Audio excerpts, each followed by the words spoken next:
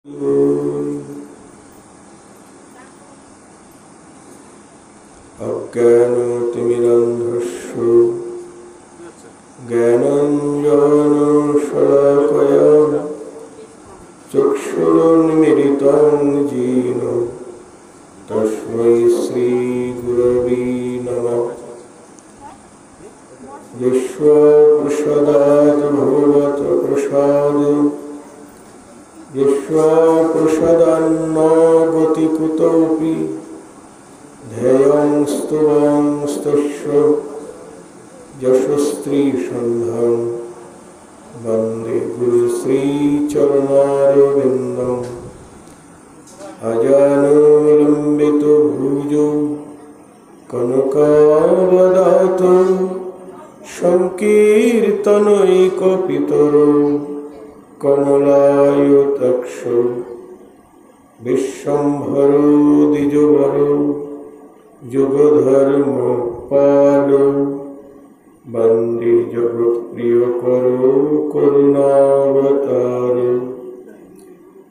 आनन्दलीलामय विग्रहाय हेमाभदिव्यच्छविसुन्दराय तस्मै महाप्रेमरसप्रदाय चैतन्यचन्द्राय नमो नमः।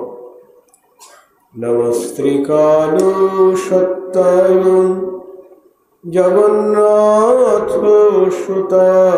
च सभृत्ताय सपुत्राय सकलत्राय ते नमः। वरहापिरापिरामं मृगमदतिलकं कुण्डलाक्रान्तगण्डं कञ्जक्षं कुम्भकण्ठं स्मितसुभगमुखं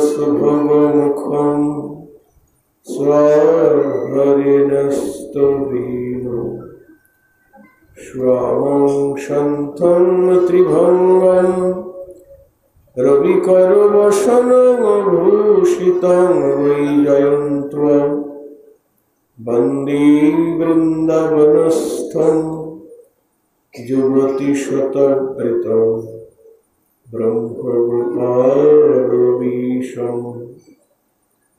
तप्तकाञ्चन गौराङ्गी राधे वृन्दावनेश्वरी वृषभानुसुते देवी तं नमामि हरिप्रिये।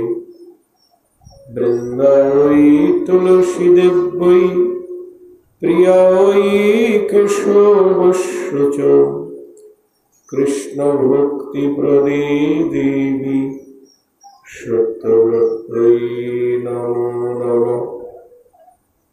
वाञ्छाकल्पतरुभ्यश्च कृपासिन्धुभ्यैव च पतितानां पावनेभ्यो वैष्णवेभ्यो नमो नमः। जय रूप सनातन भट्ट रघुनाथ श्रीजीव गोपाल भट्ट दास रघुनाथ। এই ছয় গোসাইর করি চরণ বন্দন যাহা হইতে বিঘ্ন নাশ অভীষ্ট পূরণ। সর্বশ্রোতা বৈষ্ণব চরণী করি নমস্কার। সবিচরণ ধূলি দেহ মস্তকে আমার। যেই নাম সেই কৃষ্ণ ভজ নিষ্ঠা করি নামের সহিতে আছেন আপনি শ্রী হরি। শ্রী গৌরাঙ্গ নিত্যানন্দ শ্রী অদ্বৈত চন্দ্র গদাধর শ্রীবাস আদি গৌর শ্রী গৌরাঙ্গ নিত্যানন্দ শ্রী অদ্বৈত চন্দ্র গদাধর শ্রীবাস আদি গৌরভক্তবৃন্দ শ্রীকৃষ্ণ চৈতন্য প্রভু নিত্যানন্দ হরে কৃষ্ণ হরে রাম শ্রী রাধে গোবিন্দ হরে কৃষ্ণ কৃষ্ণ কৃষ্ণ হরে হরে হরে রাম রাম রাম হরে হরে হরে কৃষ্ণ কৃষ্ণ কৃষ্ণ হরে হরে হরে রাম রাম রাম হরে হরে নিতাই গৌর হরি বল নিতাই গৌর হরি বল নিতাই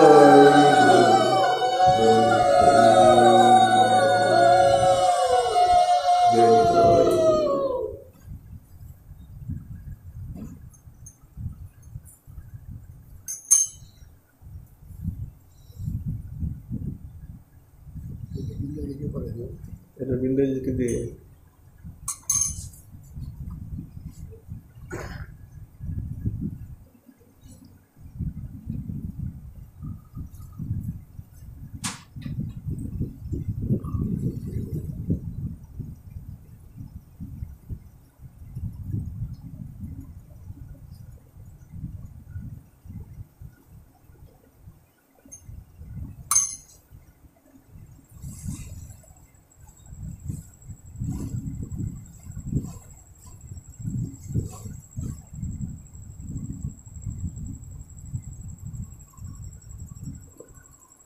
জয় জয় শ্রী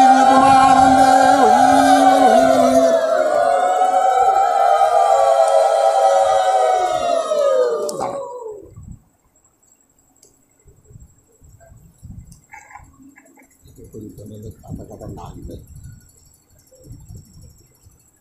ওই পাশে আসতে দাও এই দিক থেকে এদিকে ফাঁকা যায়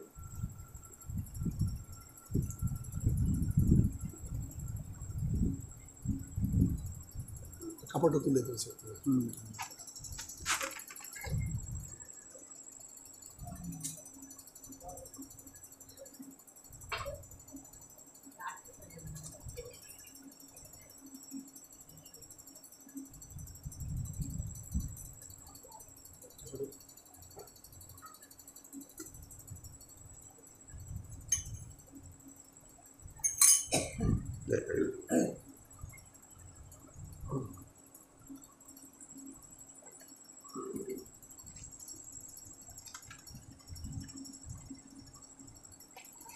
ঘুরে যাচ্ছে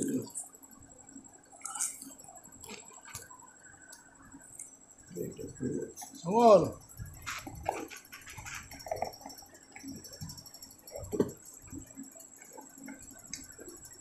ওইটা বুঝে গেছে ওটা ঠিক আছে এইটা বুঝছে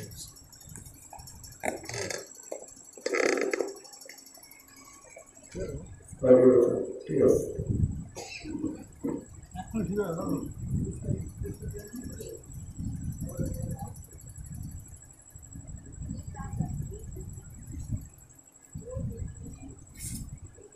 অন্নাভিলাষিতা শূন্যং জ্ঞান কর্মাদ্যনপ্রীতম অনুকুল্লীন কৃষ্ণানুশীলন ভক্তির উত্তমা।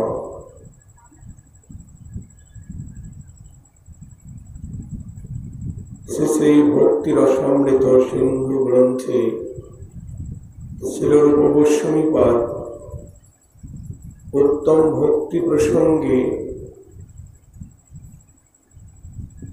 বর্ণনা করছেন উত্তম ভক্তি কাকে বলে। ভক্তি তো অনেক প্রকার আছে, উত্তম ভক্তি কাকে বলে? বলছেন অন্যাভিলাষিতা শূন্যাং জ্ঞান কর্মাদ্যনবৃতম আনুকূল্যেন কৃষ্ণানুশীলন ভক্তির উত্তমা। অর্থাৎ অন্য বাঞ্ছা, অন্য পূজা ছাড়ি জ্ঞান কর্ম সর্বেন্দ্রিয়ে আনুকূল্যেন কৃষ্ণানুশীলন।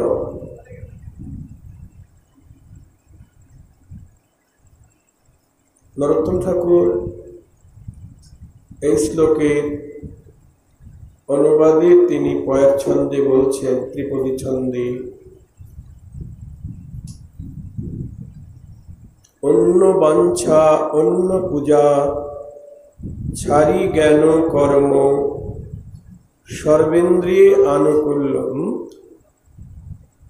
অন্য অভিলাষ ছাড়ি জ্ঞান কর্ম পরিহরি কায় মনে করিব ভজন সাধু সঙ্গে কৃষ্ণ সেবা না পুজিব দেবী দেবা। এই ভক্তি পরম কারণ। হৃদয় গৌর হরি বল।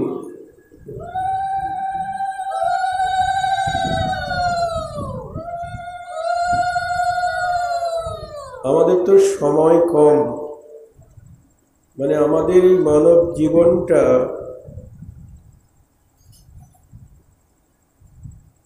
বেশি পরমায়ু তো নয়। 100 বছর, তার মধ্যে এখন আর 100 বছর সবাই বাঁচবে না। আগের মানুষ বেঁচেছে, এখন 50-60 সব চলে যাচ্ছে। তা প্রথমে আমাদের জীবনের বাল্যকালটা ধুলা খেলায় যায়, আর পৌরাবস্থা বৃদ্ধাবস্থায় তখন তো ইন্দ্রিয়ের শিথিলতা এসে যায়, তখনও হরিভজন হয় না। তা মাঝখানের যে সময়টুকু, যেটা যৌবনকাল, সেই যৌবনকালটাই হরিভজনের সুযোগ। কিন্তু সেই যৌবনকালটাই আমাদের বৃথা কেটে যায় ভোগ বাসনায়। এই জগতের সুখভোগ, তারপর পরজগৎ মানে পরলোক, অর্থাৎ স্বর্গলোক। এখান থেকে বেশি সুখ স্বর্গে, পুণ্যকর্ম অর্জনের দ্বারা সেখানে গিয়ে সর্বসুখ ভোগ করব। এটাই আমাদের চেষ্টা।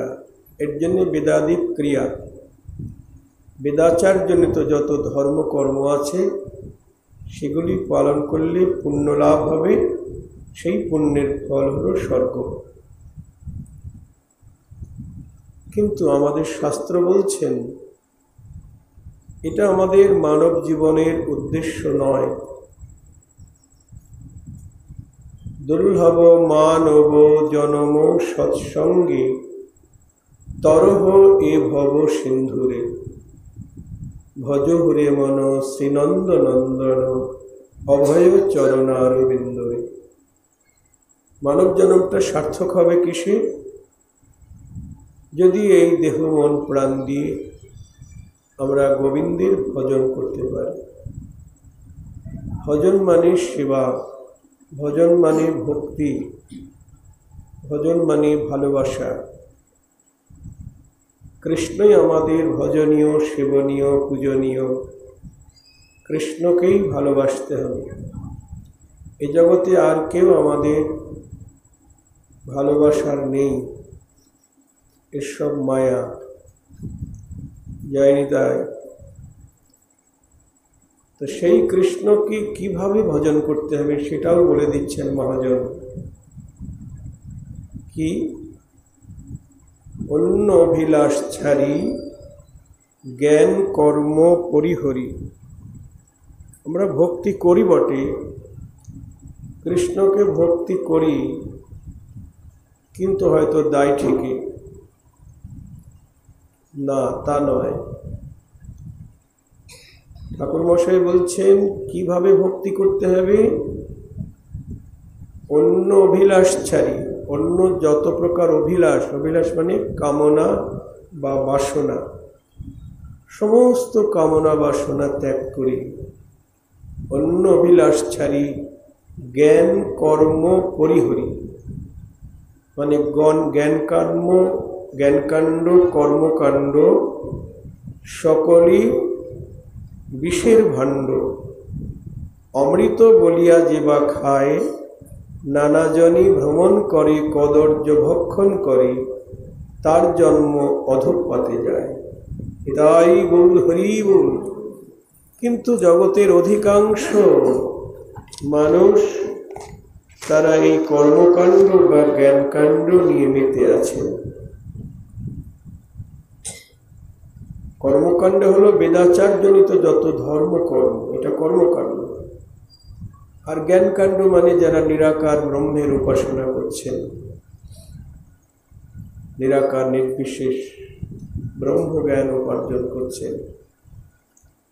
কিন্তু এগুলিকে নরোত্তম ঠাকুর বলছেন বিষের ভাণ্ড। কর্মকাণ্ড জ্ঞানকাণ্ড সকলেই বিষের ভাণ্ড। অমৃত বলিয়া যে বা খায়, এটাকেই অনেকে অমৃত বলে খাচ্ছে। আর তার পরিণাম কি? নানাজনই ভ্রমণ করে, কদর্য ভক্ষণ করে, তার জন্ম অধঃপাতে যায়। হৃদয় বল হরি বল। তার মানে কর্মকাণ্ডে জ্ঞানকাণ্ডের মধ্যে আমাদের যাওয়াই যাবে না। হরি বল। খুব সাবধান। বেদাচারজনিত ধর্মকর্মকাণ্ড আমাদের কলিযুগের মানুষের জন্য নয়। মহাপ্রভু স্বয়ং চৈতন্য ভাগবতে বলেছেন, শিবাসের অঙ্গনী তিনি নিত্যানন্দ আর হরিদাসকে আদেশ করলেন, শোনো শোনো নিত্যানন্দ, শোনো হরিদাস, জগতে সর্বত্র মোর আজ্ঞা করো প্রকাশ। নিত্যানন্দ হরিদাসকে আজ্ঞা করলেন, জগতে সর্বত্র আমার আজ্ঞা প্রকাশ করো। কি আজ্ঞা?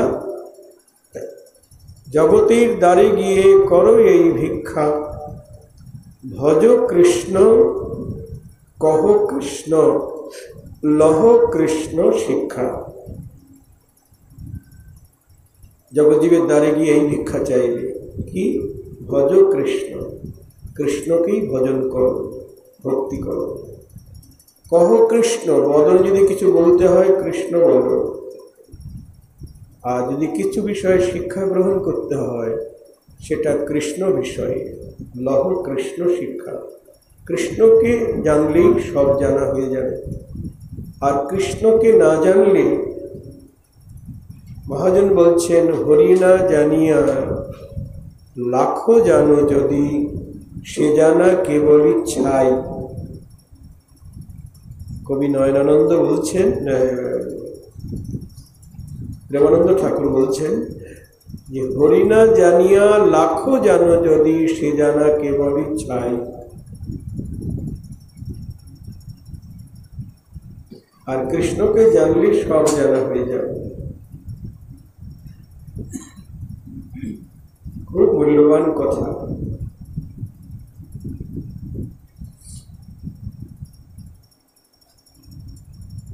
তাই নিত্যানন্দ হরিদাসকে মহাপ্রভু এই আজ্ঞা দিলেন, জগতের দ্বারে গিয়ে করই ভিক্ষা, ভজ কৃষ্ণ, কহ কৃষ্ণ, লহ কৃষ্ণ শিক্ষা। ইহা ছাড়া আন নাহি বলিবা বলাইবা। এই দেখুন কি বলছেন, ইহা ছাড়া আন নাহি বলিবা বলাইবা। নিত্যানন্দ হরিদাসকে বলছেন কৃষ্ণ ভজন উপদেশ ছাড়া জগজীবকে অন্য কোনো উপদেশ দেবে না, নিজেরাও বলবে না, কাউকে বলাইবাও না। ইহা ছাড়া আর নাহি বলিবা বলাইবা, দিনান্তে আসি মোরে সকলই কহিবা। কিন্তু বর্তমান যুগে কত মার্গ, কত ভজনের পথ দেখাচ্ছেন কতজন। ভ্রান্ত জীব তারা আসল পথ বা মার্গ খুঁজে না পেয়ে কুপথে চলে যাচ্ছে, বিভিন্ন কুমার্গে চলে যাচ্ছে। জয় রাধি। সদ্গুরু পাচ্ছে না, এই জন্য অন্য মার্গে চলে যাচ্ছে। আসল শাস্ত্রের সন্ধান পাচ্ছে না, বা যদিও সেই সমস্ত আচার্যগণ তারা শাস্ত্র পড়ছেন, ব্যাখ্যা করছেন, তাদের মতো করে ব্যাখ্যা করছেন। হ্যাঁ, তাদের মতো করে ব্যাখ্যা করছেন। আর আমরা তো অজ্ঞান, আমরা বুঝি না, আমরা ভাবছি এটাই ঠিক।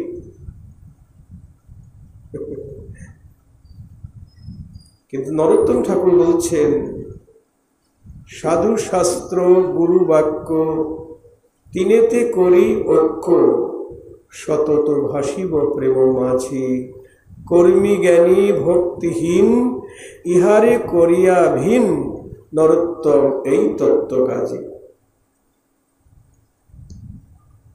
যে কথাটা আমরা গুরুর মুখে শুনলাম বা সাধুর মুখে শুনলাম, সেটা দেখতে হবে শাস্ত্রের সঙ্গে মিল আছে কিনা। গুরু বাক্যও যদি হয়, কিন্তু সেটা যদি শাস্ত্র বাক্যের সঙ্গে মিল না থাকে, তাহলে সেটা গ্রহণযোগ্য নয়। জয় নিতাই। সাধু যে বাক্য বলছেন, সেই সাধুর বাক্য যদি শাস্ত্রের সঙ্গে মিল না হয়, সেটা গ্রহণযোগ্য হবে না। অন্য একটা পদে নরোত্তম ঠাকুর বলছেন, বিচার করিয়া মনে ভক্তি রস আস্বাদনে, মধ্যস্থ ভাগবত পুরাণ। ভক্তি রসকে আস্বাদন করতে হবে ভাগবত পুরাণকে মধ্যস্থ রেখে। এটা হলো আমাদের সংবিধান।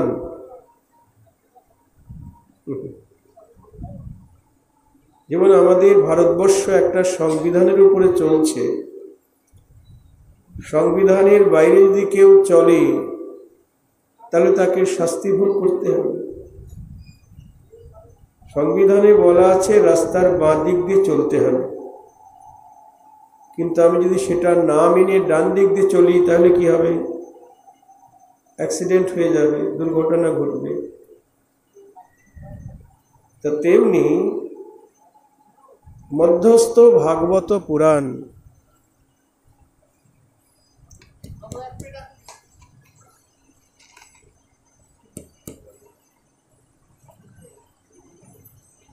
জয় নিতাই।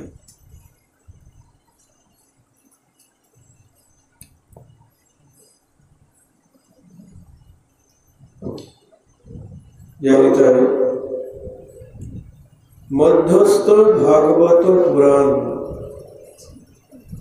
এটা আমাদের সংবিধান। এই ভাগবত মহাপুরাণের বাইরে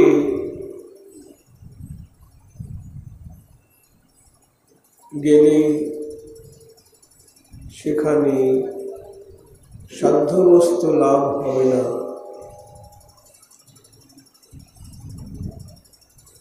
তাই বলছেন, বিচার করিয়া মনে ভক্তি রস আস্বাদনী, মধ্যস্থ ভাগবত পুরাণ।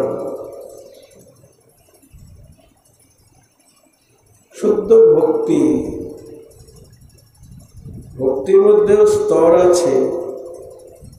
যেমন গীতায় বিভিন্ন রকম যোগ আছে, অভ্যাস যোগ, কর্মযোগ, জ্ঞান যোগ, ভক্তি যোগ, অনেক রকম যোগ আছে। কিন্তু যারা শুদ্ধ ভক্ত তাদের পক্ষে কেবল ভক্তি যোগ। নরোত্তম ঠাকুর বললেন, কর্মকাণ্ড জ্ঞান কাণ্ড সকলই বিষের কাণ্ড। তার মানে নরোত্তম ঠাকুর যে প্রেম ভক্তি চন্দ্রিকা লিখেছেন, সমস্ত গ্রন্থের সার এই প্রেম ভক্তি চন্দ্রিকা। ভাগবত মহাপুরাণ আর আমাদের গোস্বামীদের গ্রন্থ, গোস্বামীগণের গ্রন্থ, সেটাও ভাগবত পুরাণকে অবলম্বন করে তাদের গ্রন্থ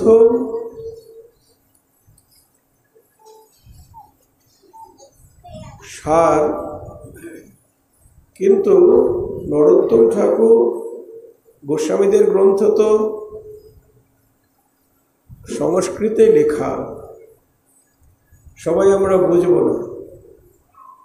তাই কৃষ্ণদাস কবিরাজ গোস্বামী বা বৃন্দাবন দাস ঠাকুর তারা আমাদের করুণা করবার জন্যে গোস্বামীগণের গ্রন্থকে বাংলায় অনুবাদ করে আমাদের কাছে প্রকাশ করেছেন। আবার সেটাও যেমন চৈতন্য চরিতামৃতের বাংলা পয়ায় রচিত, কিন্তু সেটাও আমাদের সকলের পক্ষে বোধগম্য নয়। সবাই আমরা বুঝি না পয়ারের অর্থ।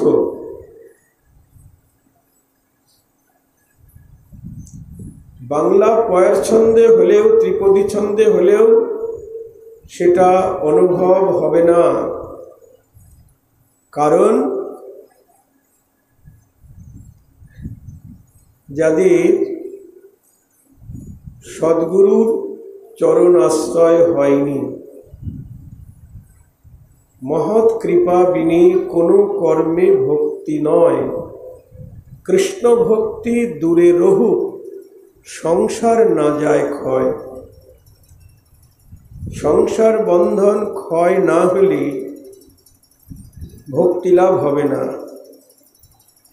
এর কারণ, আর এর জন্য কি করতে হবে না, মহতের চরণ আশ্রয় করতে হবে। মহৎ কৃপা বিনে কোনো কর্মে ভক্তি নয়। অন্য কোনো কর্মানুষ্ঠান, বেদাচারজনিত ধর্মানুষ্ঠান, এসব ধর্মকর্ম করলে ভক্তি লাভ হবে না। ওই যে রামানন্দের সঙ্গে মহাপ্রভুর প্রথমেই আলোচনা হয়েছে, পরশ্লোক সাধ্যের নির্ণয়।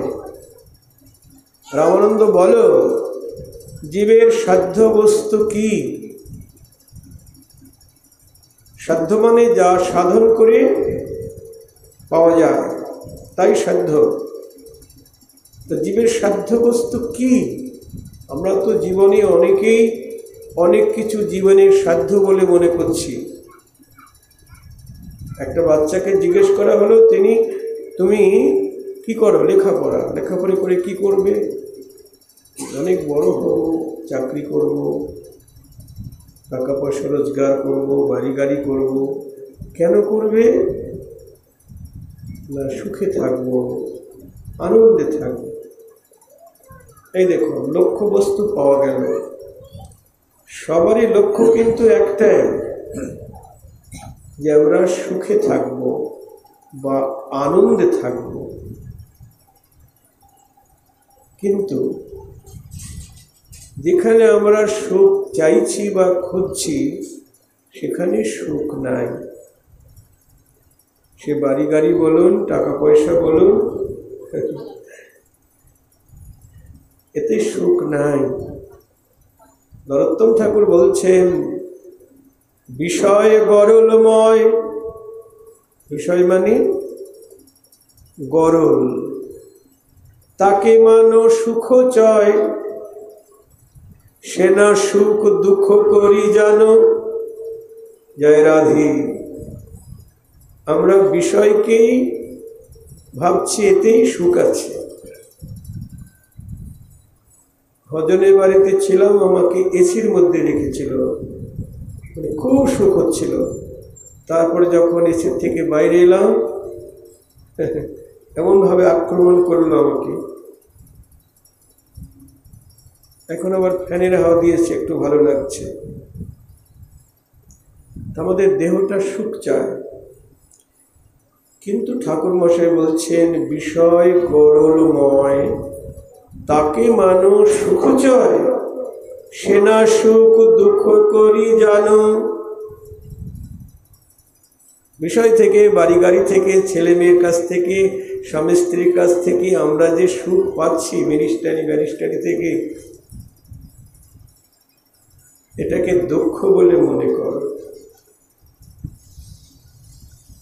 কামিনী কাঞ্চন এটাকে দুঃখ বলে মনে করো। এটা সুখ নয়, এটা ক্ষণিক সুখ। বৃথাই সেবিন কৃপণ দুর্জন, চপল সুখ লব লাগিরে। বৃথায় মায়ের দাসত্ব করছি, ভূতের ব্যাগার খাচ্ছি, কেন? চপল সুখ পাওয়ার জন্য। হাড় ভাঙা খাট্টি খাচ্ছি দিন রাত্রি,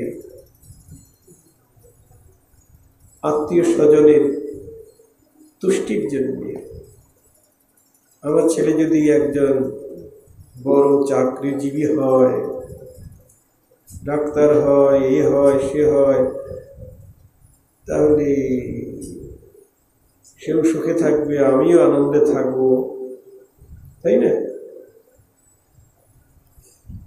না, এই বিষয়ের মধ্যে যে সুখ, সে লন্ডন থাকুক, ছেলে আমেরিকায় থাকুক, কোটি কোটি টাকা রোজগার করুক, সেও সুখে নাই, আমিও সুখে নাই। গুরুদেব শিষ্য বাড়িতে এসেছেন, তার শিষ্য গুরুদেবকে বলছেন, গুরুদেব আমি এখন খুব সুখী। কিরকম? ছেলে মেয়েগুলিকে মানুষের মতো মানুষ করতে পেরেছি, সবাই প্রতিষ্ঠিত, কেউ ব্যারিস্টার, কেউ মিনিস্টার, কেউ ক্রিকেটার, সবাই লক্ষ লক্ষ টাকা রোজগার করছে, আমি এখন খুব সুখী। তা গুরুদেব বলছেন, ওদের মানুষ করেছ না? বলছে হ্যাঁ। ওদের হরিভক্তি শিখিয়েছ? বলছে না, তা তো শেখানো হয়নি। তাহলে ওরা প্রকৃত মানুষ হয়নি। নিতাই গৌর হরি বল। ওরা প্রকৃত মানুষ হয়নি। হরিভক্তি না থাকলে সে তো অমানুষ। এ কথাটা বললে তো আমাদের অনেকেরই মাথা গরম হয়ে যাবে, তাই না? যে কৃষ্ণ ভক্তি না থাকলে সে অমানুষ। মহাজন পদাবলীতে বলছেন, মানুষের আকার হইলে কি হয়, করহ ভূতের কাম। মানুষের আকার নিয়েছ মন, কিন্তু ভূতের কর্ম করছো, ভূতের ব্যাগার খাচ্ছ। মানুষের আকার হইলে কি হয়, করহ ভূতের কাম। নহিলে বদনে কেন না বলহ গৌর গোবিন্দ নাম। নিতাই গৌর হরি বল। তুমি যদি বদনে গৌর গোবিন্দের নাম বলতে না পারলে তুমি কিসের মানুষ?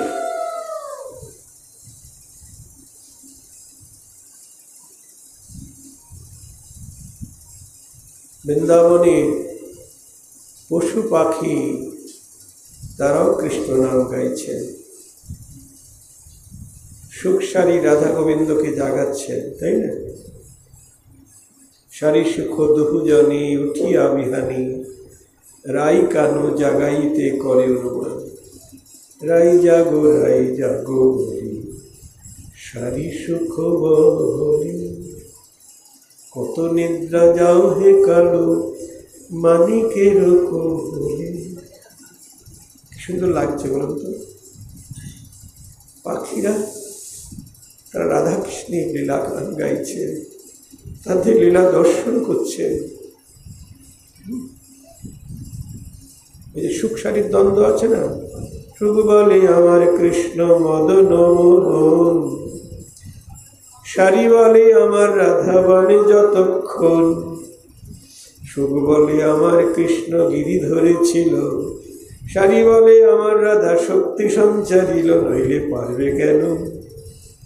দেখুন বৃন্দাবনের পাখি তারা বদনে কৃষ্ণ নাম রাধা নাম কীর্তন করছেন, আর আমরা দুর্লভ মানব কুলে জন্ম নিয়ে এ বদনে হরিবোল বলতে পারছি না, নিতাই গৌর বলতে পারছি না। কি দুর্ভাগ্য জীবের। কিসের মানুষের?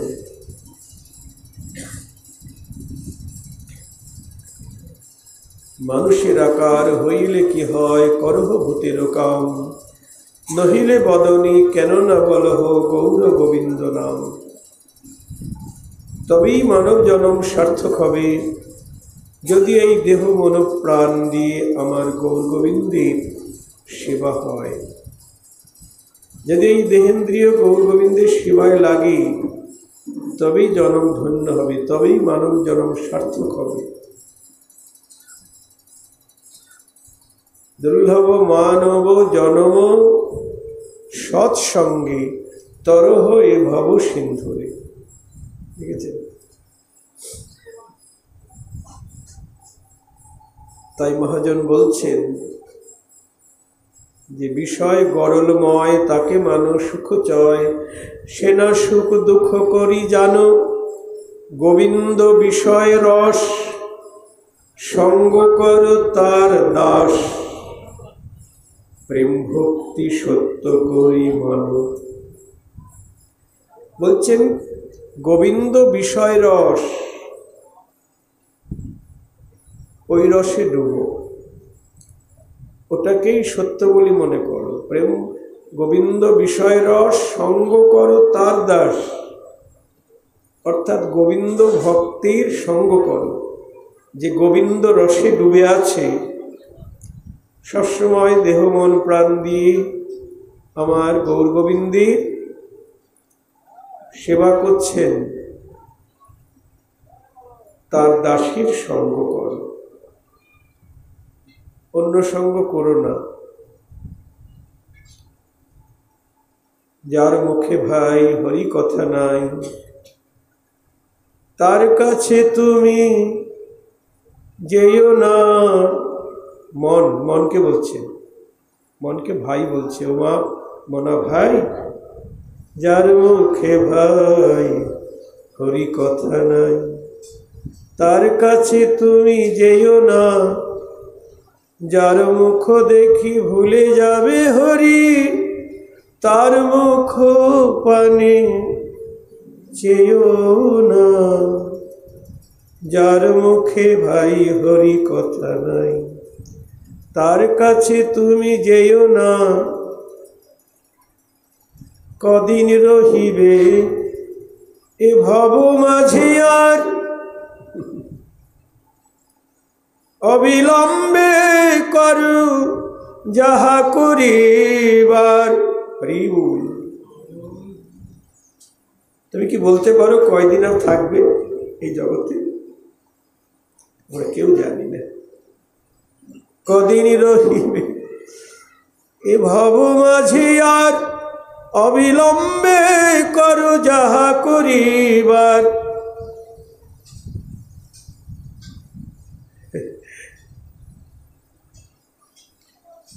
পরের কথায় কি আসে যায়, মিছে দাগা তুমি পেও না।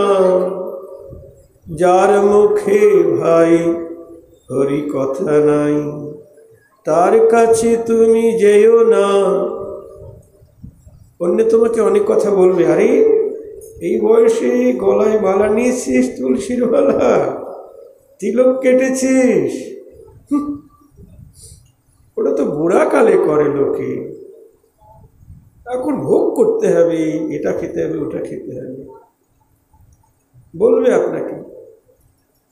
কিন্তু মহাজন বলছেন, পরের কথায় কি বায় আসে যায়, মিছে দাগা তুমি পেও না। যার মুখে ভাই হরি কথা নাই, তার কাছে তুমি যেও না।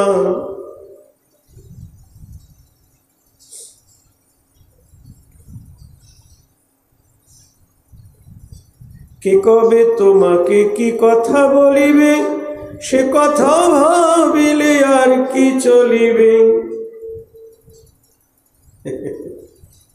বিপদে সম্পদে রাখিবে যে পদে, বিপদে সম্পদে রাখিবে যে পদে, তার পদ কেন ভাবনা। যার মুখে ভাই হরি কথা নাই, তার কাছে তুমি যেও না। কেবল হরি কথা কও, হরি গুণ গাও, হরি নাম রসে সদা মত্ত হও। নিতাই গৌর হরি বল। কেবল হরি কথা কও, হরি গুণ গাও, হরি নাম রসে সদা মত্ত হও। হরি গুণ গীতি গাও নীতি নীতি, হরি গুণ গীতি গাও নীতি নীতি। একদিন গাইলে হবে না, নীতি নীতি মানে প্রতিদিন, অনুক্ষণ, সবসময়। হরি গুণ গীতি গাও নীতি নীতি, অন্য গীত কভু গেও না। অন্য গান গাওয়া নিষেধ। যে গানের মধ্যে হরি কথা নাই, সে গান শুনবে না। মহাপ্রভু রামানন্দকে জিজ্ঞেস করছেন,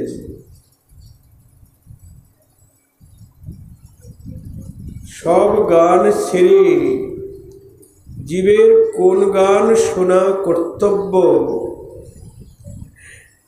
রামানন্দ বললেন, রাধা কৃষ্ণের প্রেম কেলি যে গীতের মর্ম। নিতাই গৌর হরি বল। মহাপ্রভু জিজ্ঞেস করছেন, সব ছাড়ি জীবের কোন গান শোনা কর্তব্য? মধ্যলীলা অষ্টম পরিচ্ছেদ। রামানন্দ বলছেন, রাধা কৃষ্ণের প্রেম কেলি যে গীতের মর্ম। যে গানের মধ্যে রাধা কৃষ্ণের প্রেম লীলা বর্ণনা আছে, সব ছেড়ে জীবের সেই গান শোনা গাওয়া কর্তব্য।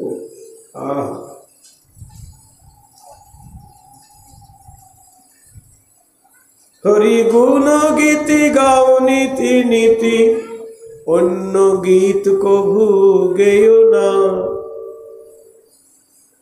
গাবেও না, শুনবেও না। কবি গান ছোটবেলায় শুনেছি, এখন আর ওসব রুচি হয় না। বাউল গান ছোটবেলায় খুব ভালো লাগতো, এখন আর শুনি না, রুচি হয় না।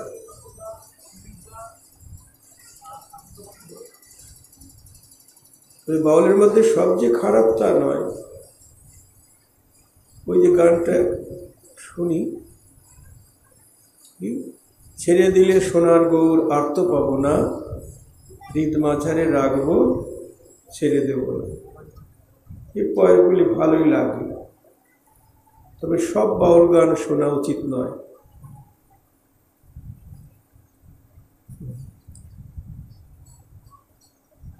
যে গানের মধ্যে ওই যে বললেন মহাপ্রভু, সব ছাড়ি জীবের কোন গান শোনা কর্তব্য? রামানন্দ বললেন, রাধা কৃষ্ণের প্রেম কেলি যে গীতের মর্ম। কেবল হরি গুণ গীতি গাও নীতি নীতি, অন্য গীত কভু গেও না,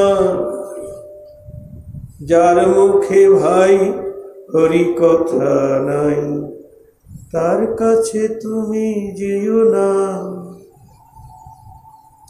নরোত্তম ঠাকুর বলছেন,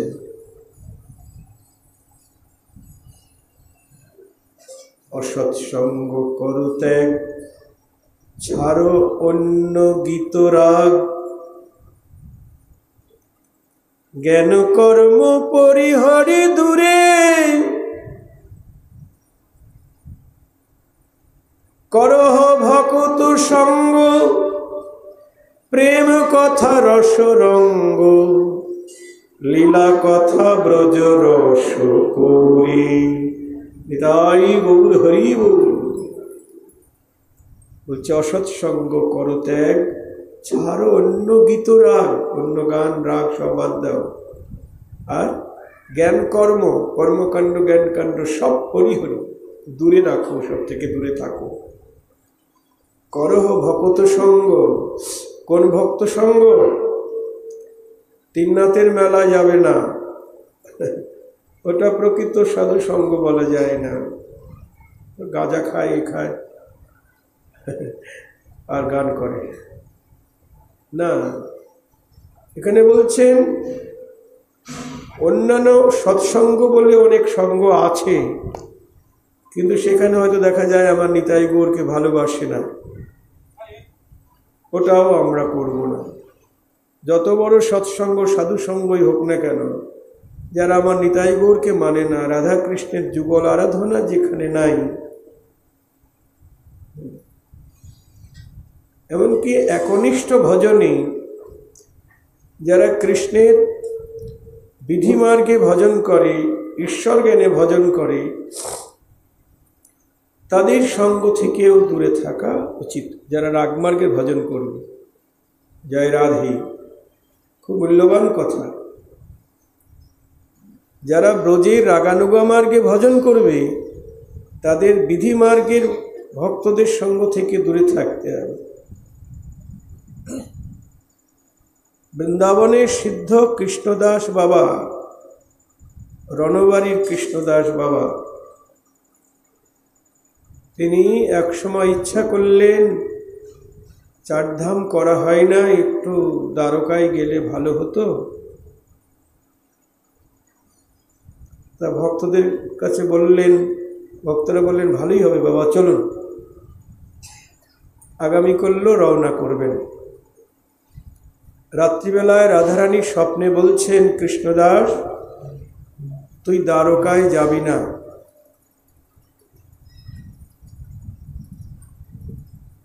সকালে ঘুম ভাঙার পরেই তিনি ভাবছেন, তাই তো রাধারানীর স্বপ্নে দ্বারকায় যেতে না করলেন কি করা যায়, ওরাও তো সব যাবে বলছে।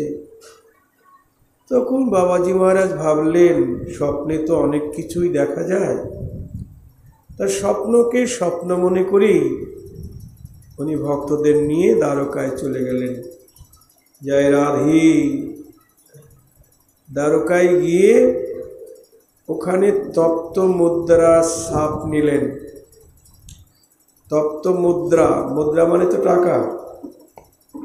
তো ওখানে গেলে ওই মুদ্রাকে গরম করে ছাপ দিয়ে দেয়। ওই রাজ্যটা হলো সত্যভামার, জয় রাধে, দ্বারকা সত্যভামার অধীন। তা যখনই আপনাকে তপ্ত মুদ্রা ছাপ দিল, তখনই আপনি সত্যভামার দলে চলে গেলেন। জয় রাধে। যখন রাজনৈতিক নেতারা এক দল ছেড়ে আরেক দলে চলে যায়, তখন হাতে কি দেয়? যে দলে গেল সেই দলের পতাকা দিয়ে হাতে দিয়ে বলছে, আজ থেকে আমি এই দলের অন্তর্ভুক্ত হইলাম। হ্যাঁ, তো যখনই তপ্তমুদ্রা ছাপ দিয়ে দিল, তখনই উনি দ্বারকায় সত্যভামার গণে চলে গেলেন ওই দলে। ওই ছাপ নিয়ে যখন বৃন্দাবনে ফিরে এলেন, রাত্রেবেলায় রাধারানী আবার স্বপ্নে বললেন, কৃষ্ণদাস তুই আমার ধাম ছেড়ে চলে যা, এখান থেকে চলে যা, তোর আমার ধামে থাকার অধিকার নেই, তুই অন্য দলে চলে গেছিস, আমার দলে তোর থাকার অধিকার নেই, চলে যা এখান থেকে। জয় রাধে। দেখো আমরা তো কত জায়গায় ছোটাছুটি করছি,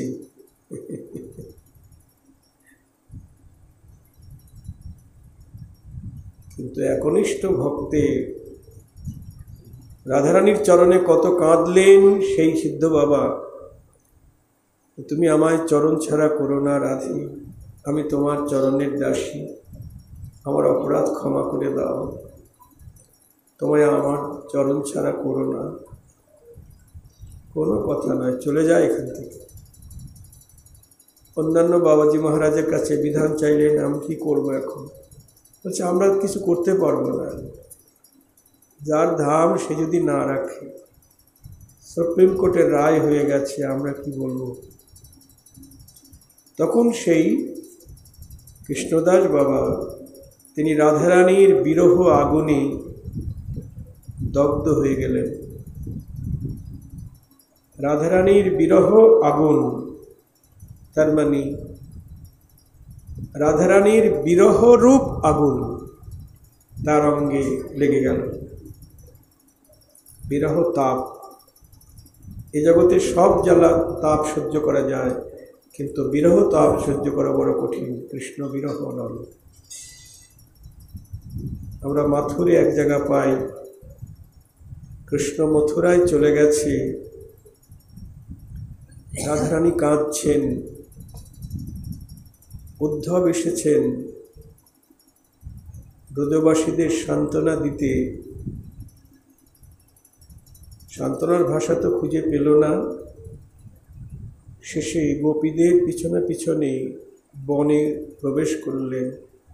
গিয়ে দেখেন এক মহাদেবী এক সখীর কোলে মাথা রেখে নয়ন মুদিত করে আছেন।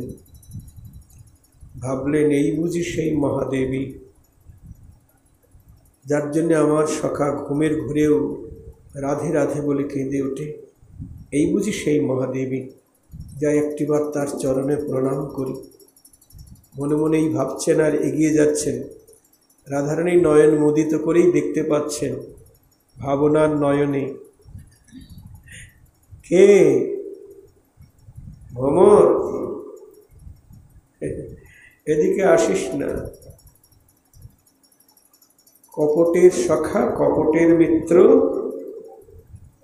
তোর এই পা ছোঁয়ার অধিকার নেই। তোর কপট সখা কতবার এই অপরাধ করে পা ছুঁয়ে পবিত্র হয়েছে, তুই এদিকে আসবি না। নয়ন মুদিত করেই সব দেখতে পাচ্ছি। তাই বলছেন, মথুরা থেকে এসেছিস ভ্রমর, তবে মথুরায় তোর যদুপতি সখাকে বলিস। রাধারানী এইভাবে বলছেন, এটাকে বলে ভ্রমর গীত। তোর যদুপতি সখাকে বলিস সে যাবার সময় আমার এই দেহরূপ গোয়াল ঘরে আগুন লাগিয়ে চলে গেছে। কোনো গোয়াল ঘরে যদি পশু থাকে আর সেই গোয়াল ঘরে যদি আগুন লাগে, আর সেই গোয়াল ঘরে যদি তালা দেওয়া থাকে, তাহলে পশুরা আর বের হতে পারে না। পারে? গোয়াল ঘরে আগুন লেগে গেছে, তখন ওই তালাবদ্ধ গোয়াল ঘরে আগুনে পশুরা ছটফট করতে করতে মরে যায়। তা তুই তোর কপট মিত্রকে বলিস সে ব্রজ ছেড়ে যাওয়ার সময় আমার এই দেহরূপ গোয়াল ঘরে আগুন লাগিয়ে চলে গেছে। কি আগুন? বিরহের আগুন। জয় রাধে। আর সেই বিরহের আগুনে আমার প্রাণ পশুটা সেই বিরহ আগুনে ছটফট করছে, বার হতে পারছে না প্রাণ পশুটা। কেন? গোয়াল ঘরে এই দেহরূপী গোয়াল ঘরে তালা দিয়ে গেছে। কি তালা? ও যে যাওয়ার সময় বলে গেছে, আজ যাচ্ছি, আবার কাল আসবো। এই যে আশারূপী তালা এটি দিয়ে গেছে, তাই আমার প্রাণ পশুটা বার হতে পারছে না। তুই যদুপতি কি বলিস? যেন আশার তালা খুলে দিয়ে যায়, আমার প্রাণ পশুটা বাঁচাইতে আশার তালা খুলে দিয়ে যায়। প্রাণ পশুটা বাঁচাবার জন্য যেন আশারূপী তালাটা খুলে দিয়ে যায়। এই যে বিরহ জ্বালা, এই যে কি তাপ, যাদের মধ্যে এই জ্বালা উঠেছে তারাই জানি। বিষামৃতে একত্র মিলন। কাউকে যদি বিষ আর অমৃত একত্র করে খাইয়ে দেওয়া হয়, তার কি দশা হবে? বিষ মারতে চেষ্টা করি, অমৃত তাকে মরতে দেয় না। এই প্রেমা যার মনে তার বিক্রম, সেই সে জানি বিষামৃতে একত্র মিলন। অন্য বুঝবে না।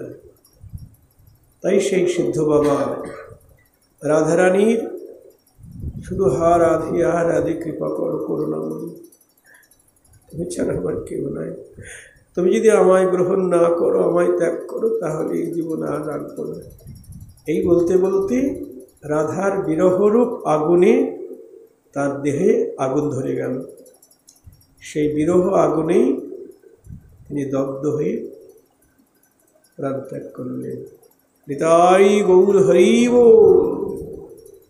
দেখুন, যারা ব্রজবাসী ভক্ত বা ব্রজের রাগানুগা মার্গে ভজন করছেন, তাদের খুব সাবধানে ভজন করতে হবে, খুব সাবধানে ভজন করতে হবে।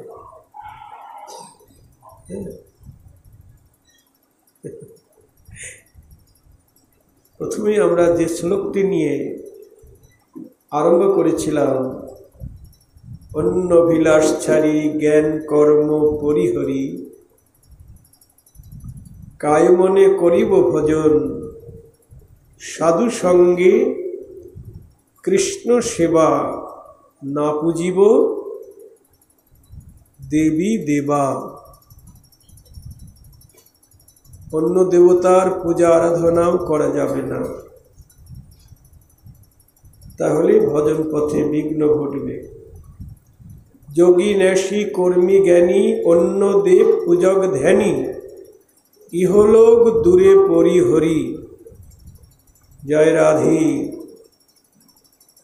এসব কথা শুনলে যারা যোগমার্গের কর্মকাণ্ডের উপাসক, যারা অন্য দেবদেবতার পূজা করে, তারা তো রেগে যাবে, তাই না? ও, আমরা অন্য দেবতার পূজা করি, আমরা তাহলে খারাপ, আমাদের সঙ্গ তারা করবে না। এটা শাস্ত্র বলছেন, মহাজন বলছেন না, বিশুদ্ধ ভক্তিতে এটা নিষেধ। দ্বারকার ভজনও নিষেধ, দ্বারকাবাসীর সঙ্গ থেকেও দূরে থাকতে হবে। বিচার করুন, কৃষ্ণ বৃন্দাবন থেকে মথুরায় চলে গেলেন, 100 বছর সেখানে রইলেন। জয় রাধে। তো মথুরা থেকে বৃন্দাবনের দূরত্ব কতটা গো? যারা বৃন্দাবনে গিয়েছেন তারা তো জানেন কতটা? 500 কিলোমিটার না, মাত্র 15 কিলোমিটার দূরত্ব। কৃষ্ণ কি 100 বছরের মধ্যে একদিনও আসতে পারে নাই? রথে করে না, হেঁটে আসলেও তো 15 কিলোমিটার রাস্তা চেষ্টা করলে একদিনেই যাওয়া যায়, কিন্তু 100 বছরের মধ্যে আসতে পারেনি। আর ব্রজবাসীরা তারাও কৃষ্ণকে দর্শন করতে বৃন্দাবনে যেতে পারেনি।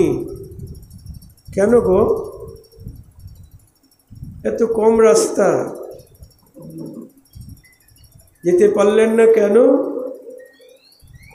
স্থানগত দূরত্ব 15 কিলোমিটার, কিন্তু ভাবের দূরত্ব হাজার হাজার কিলোমিটার।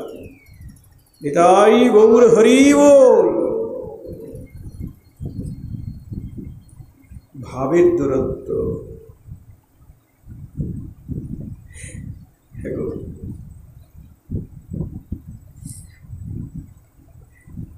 মথুরাবাসী কৃষ্ণকে ভগবান জ্ঞানে চিন্তা করে, ঈশ্বর জ্ঞানে চিন্তা করে, আর ব্রজবাসী ভক্তরা কৃষ্ণকে ভুলেও ভগবান ভাবে না। মোর পুত্র মোর সখা মোর প্রাণপতি, এইভাবে যে মোরে করে শুদ্ধ রতি। আমি তাদের প্রেমে বাধা থাকি, যারা সহজভাবে ভালোবাসে তাদের প্রেমে বাধা থাকি। যারা ঘরের মানুষ করে ভাবে মোর পুত্র মোর সখা মোর প্রাণপতি, এছাড়া তারা আর কিছু ভাবে না গো।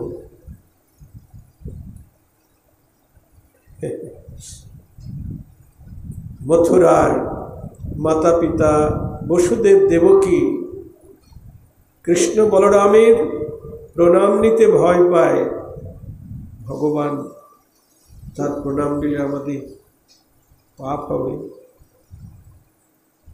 আর বৃন্দাবনের মাতা পিতা নন্দ যশোদা, তাদের পায়ে যদি কৃষ্ণ প্রণাম করে, নন্দ যশোদা দূরে পালায় না, গোপালের মাথায় হাত দিয়ে আশীর্বাদ করে, গোপাল তোর পরমই বৃদ্ধি হোক। নিজের বাঁ পায়ের ধুলি নিয়ে গোপালের মাথায় দেয়, মঙ্গল হোক। দেখেছে কত দূরত্ব? মথুরার সখা উদ্ধব কখনো কৃষ্ণের কাঁধে চড়তে পারেনি, কাঁধে চড়াতেও পারেনি, কিন্তু বৃন্দাবনের সখারা কাঁধে চড়ে, কাঁধে করে, বলে তুই কোন বড় লোক, তুই আমি সম। এটো ফল খাওয়ায়, কিন্তু দ্বারকা মথুরার সখারা তাকে এটো জিনিস দিতে পারে না, কাঁধে চড়তেও পারে না, চড়াতেও পারে না। দেখুন কেমন দূরত্ব।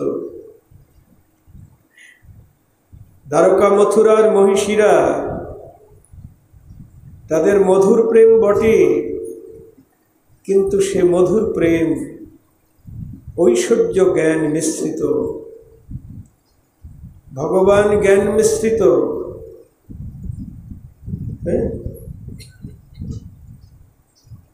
আর বৃন্দাবনের কান্তা যারা, তাদের প্রেম মাধুর্য মণ্ডিত। দেবর্ষি নারদ দ্বারকায় এসে কৃষ্ণকে বলছেন যে প্রভু তুমি শুধু বৃন্দাবনের ব্রজগোপীদের গুণই কীর্তন করো, এই দ্বারকার মহিষীদের কথা তো একটু কম না। বলছে নারদ আমার না মাথার যন্ত্রণা করছে, মাথার যন্ত্রণা, সর্বনাশ, আমি তোমার মাথার যন্ত্রণা বাড়িয়ে দিলাম, কি হবে? শিগগির ব্যবস্থা করো, ভীষণ যন্ত্রণা করছে। তা কি হলে সারবে? ভক্তের পায়ের ধুলি। ভক্তের পায়ের ধুলি, দাঁড়াও দাঁড়াও, আমি এক্ষুনি যাচ্ছি। 16,000 মহিষী দ্বারকায়, 16,108, তাদের কাছে গিয়ে বললেন, শিগগির তোমাদের পায়ের ধুলি দাও, তোমাদের স্বামী অসুস্থ, শিরোপীড়ায় ভুগছেন। সবাই কানে আঙুল দিয়ে বলছেন, বিষ্ণু বিষ্ণু বিষ্ণু। স্বামীর মাথায় পায়ের ধুলি দিয়ে নরকে যাব?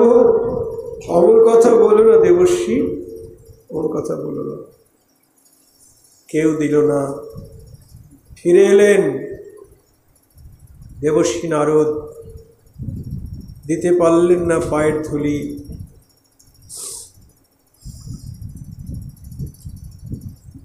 গোবিন্দ বলছেন, পেয়েছো? বলছে না, কেউ দিল না। কিন্তু তাড়াতাড়ি ব্যবস্থা করো, আমি আর থাকতে পারছি না।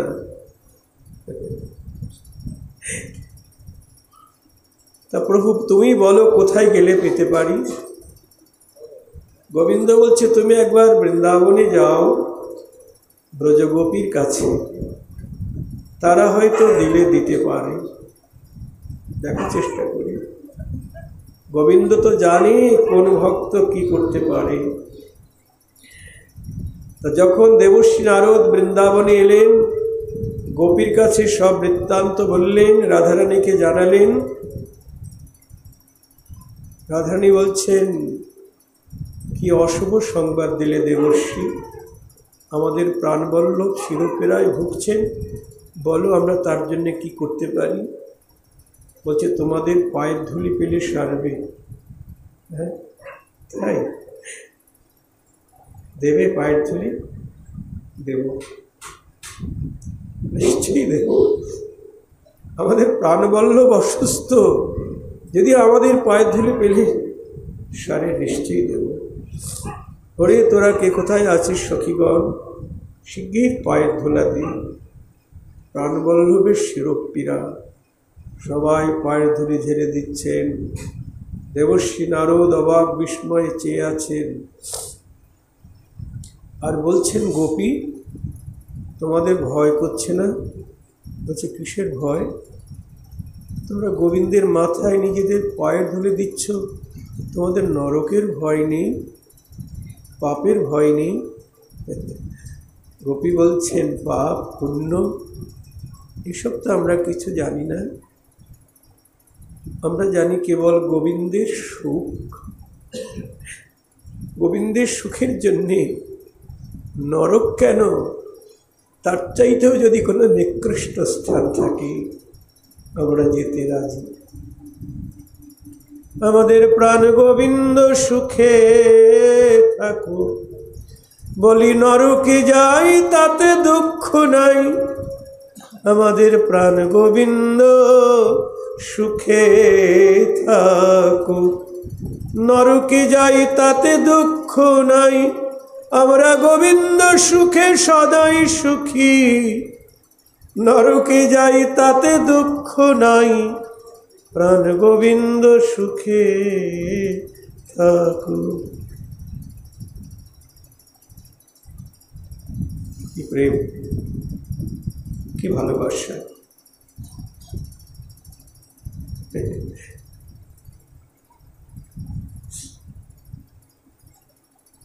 দেবর্ষি নারদ নিয়ে এলেন গোপীর চরণ ধুলি, গোবিন্দের মাথায় দিলেন।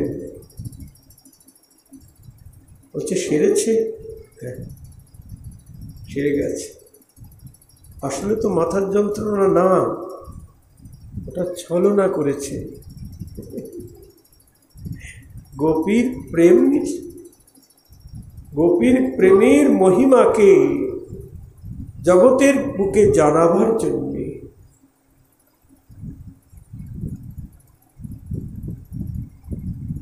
এই কৌশল, ব্যাধির ছলনা করে ব্রজগোপীর চরণ ধুলি মাথায় নিলেন।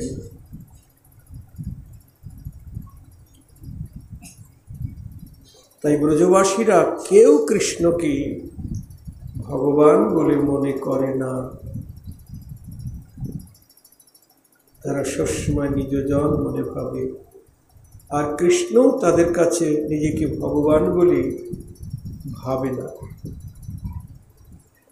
ভগবান যদি ভাবে নিজেকে, তাহলে তো মাতা পিতার বাৎসল্য প্রেম থেকে বঞ্চিত হয়ে যাবে, তাই না? বঞ্চিত হবে না? সখাদের সখ্য প্রেম থেকে বঞ্চিত হয়ে যাবে, ব্রজগোপীর এই মাধুর্য প্রেম থেকে বঞ্চিত হয়ে যাবে। এই জন্যই কৃষ্ণ ব্রজবাসীর প্রেম সমুদ্রে হারিয়ে গেছে। জয় রাধে। ব্রজবাসীর প্রেম সমুদ্র কৃষ্ণ হারিয়ে গেছে, তার ভগবত্তা হারিয়ে গেছে। সে যে ভগবান, সে যে অন্তর্যামী, এই সব বুদ্ধি হারিয়ে গেছে। যখন ভগবানের ভগবত্তা হারিয়ে যায় মাধুর্য প্রেমে, তখনই হয় ভগবানের পরিপূর্ণ আনন্দ। আর যতক্ষণ জ্ঞান থাকে আমি ভগবান, ততক্ষণ তার পরিপূর্ণ আনন্দ হয় না। জয় রাধে।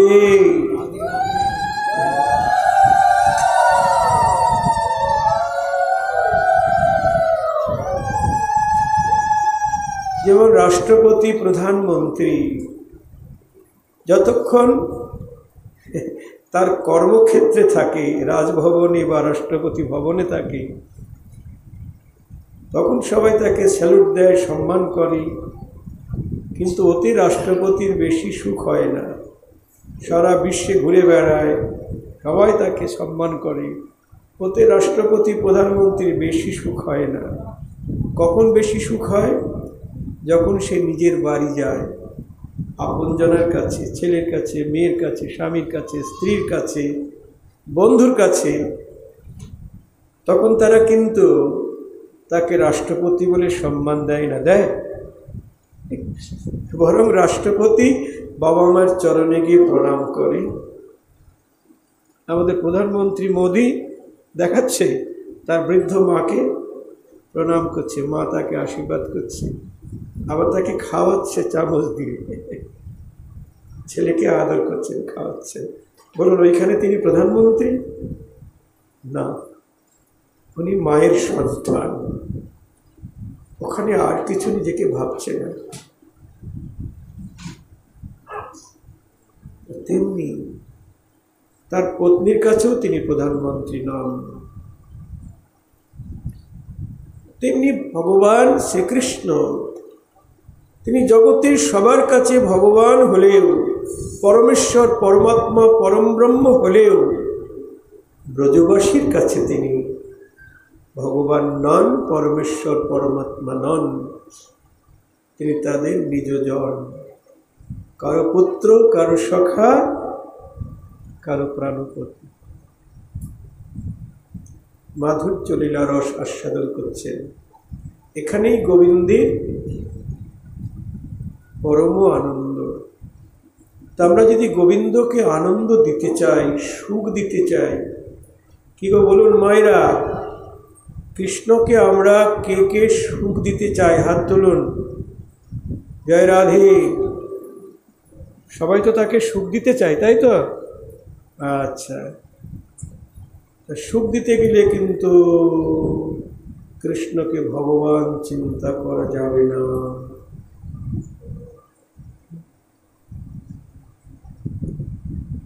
তাকে ব্রজের ভাবে ভজন করতে হবে।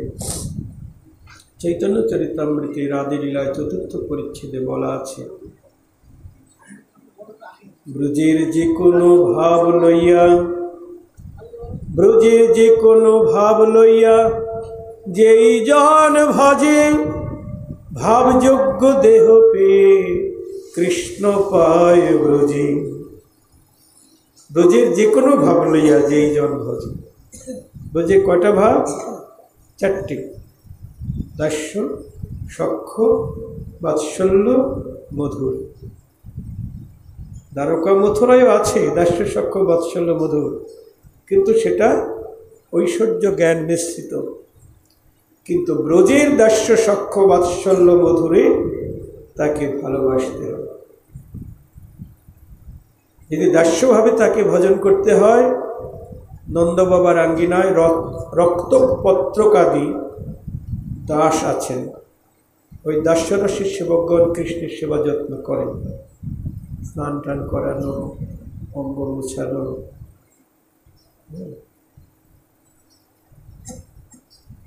শিশুকালে হয়তো কৃষ্ণকে কোলে নিয়ে আদর করেছেন, দাস্যরসের ভক্ত। আবার সখ্যরসের ভক্ত শ্রীদামাদি সখাগণ, আমরা যদি তাকে সখ্যরসে পেতে চাই তাহলে সখাদের আনুগত্য নিয়ে ভজন করতে হবে। যদি তুমি প্রভু আমি তোমার দাস এই রসে ভজন করতে চাই, তাহলে রক্তপত্রকাদি ভক্তদের আনুগত্য স্বীকার করতে হবে। আর যদি বাৎসল্য প্রেমী গোপাল সেবা করতে চাই, আমি গোপালের বাবা কি গোপালের মা এইভাবে সেবা করতে চাই, তাহলে নন্দ যশোদার আনুগত্য স্বীকার করতে হবে। কালকে দেখলাম অনেকে পানিহাটিতে অনেক মায়েরাই গোপাল কোলে নিয়ে গেছেন, ওখানে দেখলাম বাৎসল্যভাবে ভালোবাসে গোপালকে নিয়ে গেছেন। আর যদি মধুরভাবে কৃষ্ণকে ভালোবাসতে হয় কান্তা প্রেমে, তাহলে ললিতা বিশাখাদি সখীগণ বা রূপমঞ্জরী আদি মঞ্জরীগণের আনুগত্য নিয়ে ভজন করতে হবে। যে যথামং প্রপদ্যন্তে স্থান তথৈব ভজম্মহম, কৃষ্ণ গীতায় বলছেন, যে আমাকে যেরূপভাবে ভজন করে আমি তাকে সেইরূপভাবে ভজন করি বা তাকে সেইরূপভাবে অনুগ্রহ করি। যে জৈছে ভজে কৃষ্ণে কৃষ্ণ ভজে তৈছে। কিন্তু কৃষ্ণ প্রাপ্তির উপায় বহুবিধ হয়, কৃষ্ণ প্রাপ্তির তারতম্য বহুত অছয়। খুব মনোযোগ দিয়ে শুনবেন। হ্যাঁ, বলছেন কৃষ্ণ প্রাপ্তির তারতম্য বহুত অছয়, কৃষ্ণ প্রাপ্তির উপায় বহুবিধ হয়। অনেক প্রকার কৃষ্ণ প্রাপ্তির উপায় আছে,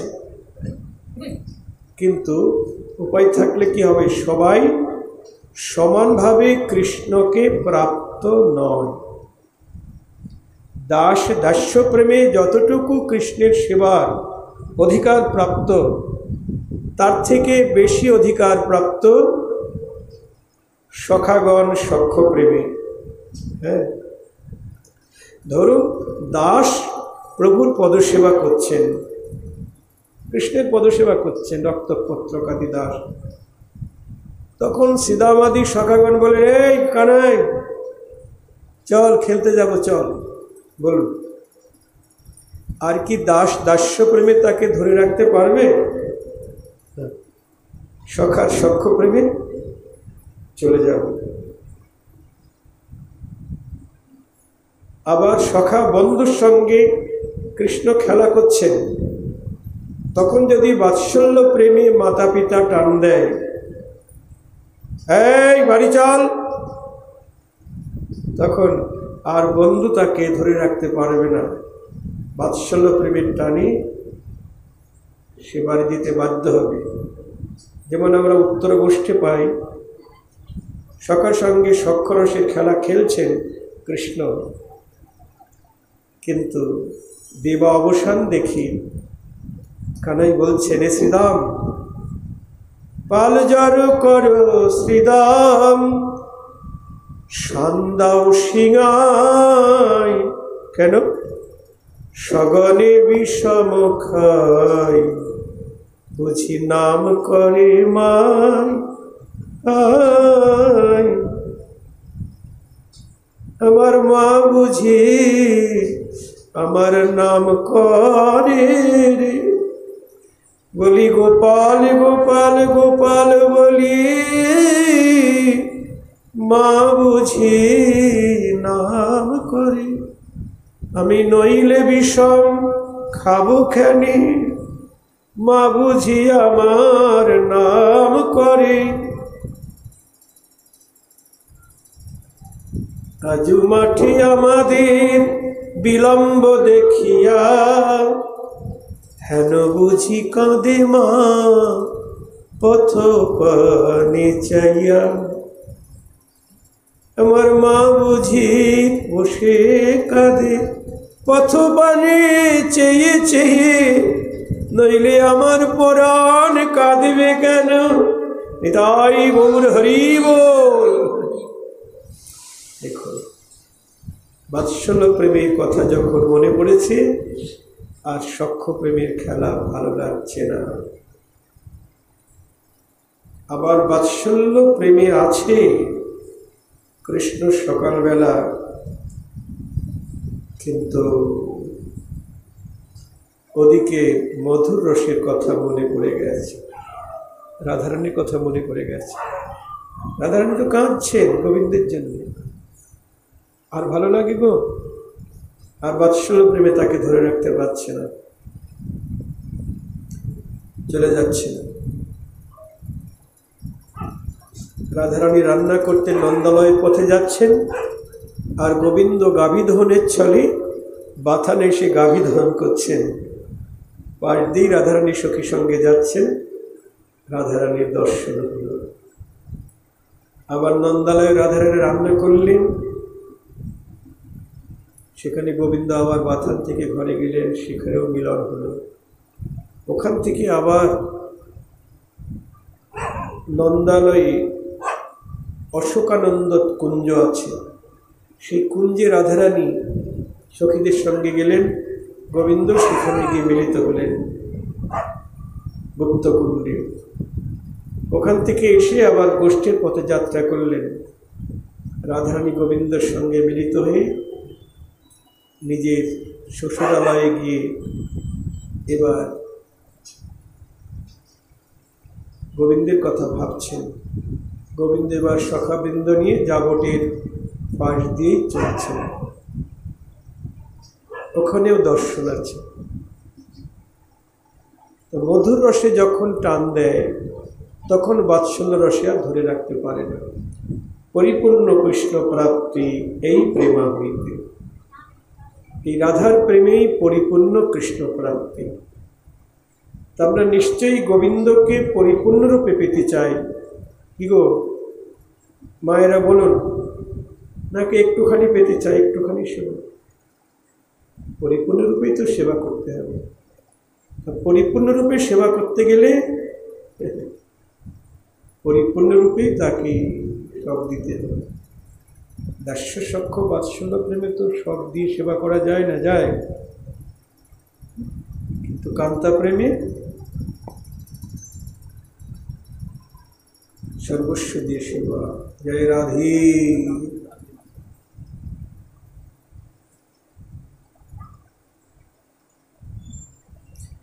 তবে আমরা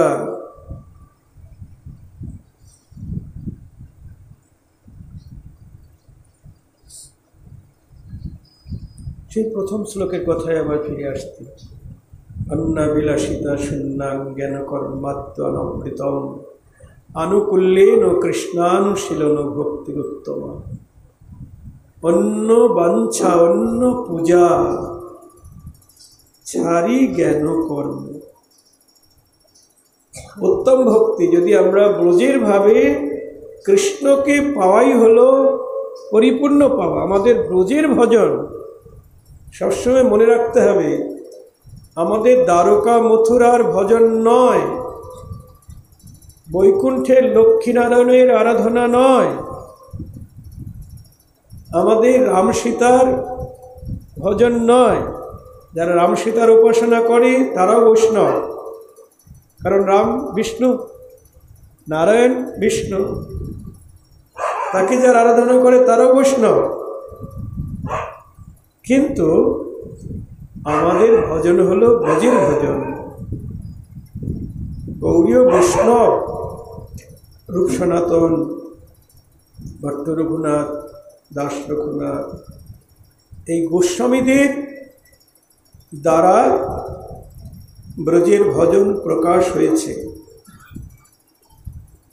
নরোত্তম ঠাকুর বলছেন, শ্রীচৈতন্য মনোভীষ্টম স্থাপিতং যেন ভূতলে স্বয়ং রূপ গোস্বামী কদা দদান্তি স্বপদান্তিকম। যিনি শ্রীচৈতন্যের মনের অভিলষিত সম্পদ জগতে প্রতিষ্ঠা করলেন। শ্রীচৈতন্য মনভীষ্টম, চৈতন্যের মনের অভীষ্ট কি? রাধা কৃষ্ণের যুগল ভজন, ব্রজের যুগল ভজন। এইটা রূপ গোস্বামী জানতে পারলেন। মনের কথা তো সবাই জানতে পারে না। শ্রীচৈতন্যের মনের অভিলাষ এটা কি সবাই জানতে পারবে? তার অতি অন্তরঙ্গ যে হবে, তার মনের কথা একমাত্র সেই জানতে পারবে।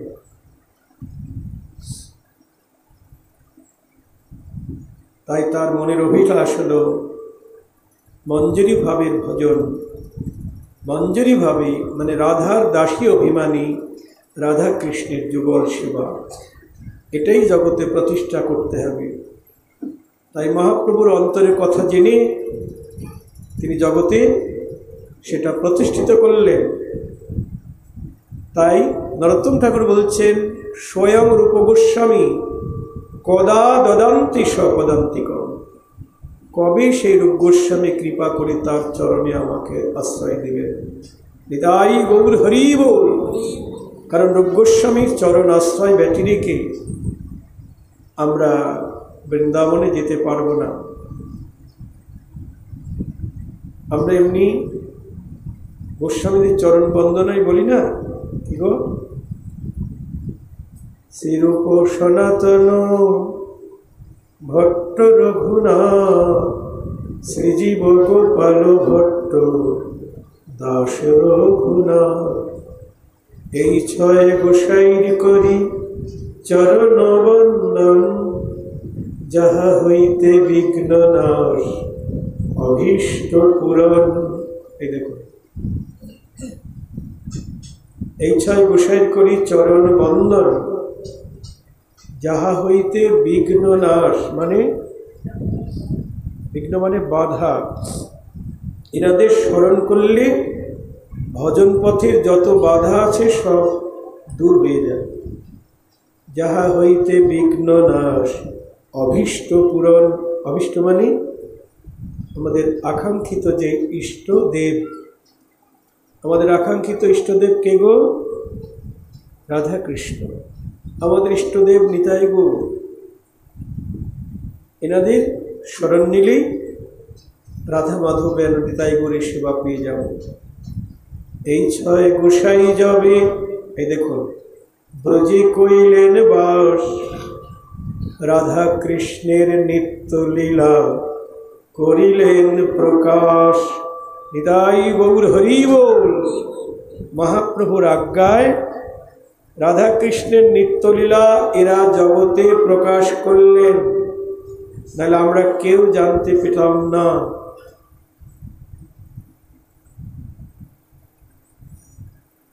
তারা যেমন লুপ্ত তীর্থকে উদ্ধার করেছেন, লীলাস্থলী 5000 বছর আগে, 5500 বছর আগে রাধা মাধব যে সমস্ত লীলা করেছেন, সেই লীলাস্থলীগুলি কালপ্রভাবে লুপ্ত হয়ে গিয়েছিল। কিন্তু মহাপ্রভুর আজ্ঞায় তারা সেই লুপ্ত তীর্থগুলি, লুপ্ত স্থানগুলি উদ্ধার করেছেন, নাহলে আমরা দর্শন পেতাম না। তাই বলছেন, এই ছয় গোসাই যাবে ব্রজে কইলেন বাস, রাধা কৃষ্ণের নিত্য লীলা করিলেন প্রকাশ। শুধু বাইরে লুপ্ত তীর্থ উদ্ধার করেছে তাই নয়, রাধা কৃষ্ণের নিত্যলীলাকে প্রকাশ করেছেন কিসের দ্বারা? তাদের রচিত গ্রন্থের দ্বারা। ভাগবতে যে সমস্ত লীলা কথা নাই, সেই সমস্ত লীলা তাদের গ্রন্থে প্রকাশ করেছেন। ভাগবতে রাধা কৃষ্ণের লীলা কি আছে? আমরা যে সমস্ত অনেক লীলা গাই, ওই আছে, গোষ্ঠ আছে, উত্তর গোষ্ঠ আছে, সূর্য পূজা আছে, রাসলীলা আছে, কিন্তু সব লীলা নেই। কিন্তু আমাদের গৌরীয় বৈষ্ণব এই গোস্বামীগণ দেশান্তকাল থেকে আরম্ভ করে দেশান্তকালে কুঞ্জভঙ্গ লীলা, কুঞ্জে রাধা মাধব ঘুমিয়ে আছেন, এসব কথা ভাগবতে লেখা নাই, আছে নাই?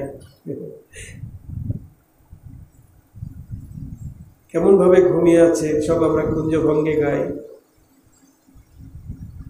এসব আমাদের গৌরীয় বৈষ্ণবগণ প্রকাশ করেছেন। কৃষ্ণের পূর্বরাগ, রাধার পূর্বরাগ, রাধারানীর মান ভঞ্জন, কৃষ্ণের মান, কত সমস্ত অপ্রাকৃত লীলা এই গোস্বামীগণ প্রকাশ করেছেন তাদের গ্রন্থে। রাধা কৃষ্ণের নিত্য লীলা করিলেন প্রকাশ, এই ছয় গোসাই যাবে করুণা করিবে। তারপর কি গো? ব্রজে রাধা কৃষ্ণ সেবা অবশ্য পাইবে। এনাদের করুণা না হলে ব্রজে রাধা কৃষ্ণের যুগল সেবা পাবে না। না, নরোত্তম ঠাকুরের প্রার্থনায় বলা আছে, লোকনাথ প্রভু মোরে কবে সঙ্গে লয়ে যাবে, শ্রীরূপ মঞ্জরীর করে মোরে সমর্পিবে। রূপমঞ্জরী বলিবেন দাসী হেতা আয়, সেবার সুসজ্জা কার্য কর উতরায়।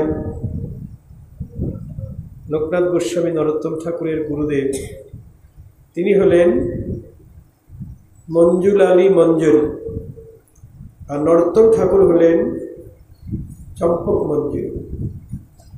ঠাকুর মশাই বলছেন, লোকনাথ প্রভু মোরে কবে সঙ্গে নিয়ে যাবে, শ্রীরূপ মঞ্জরীর করে মোরে সমর্পিবে।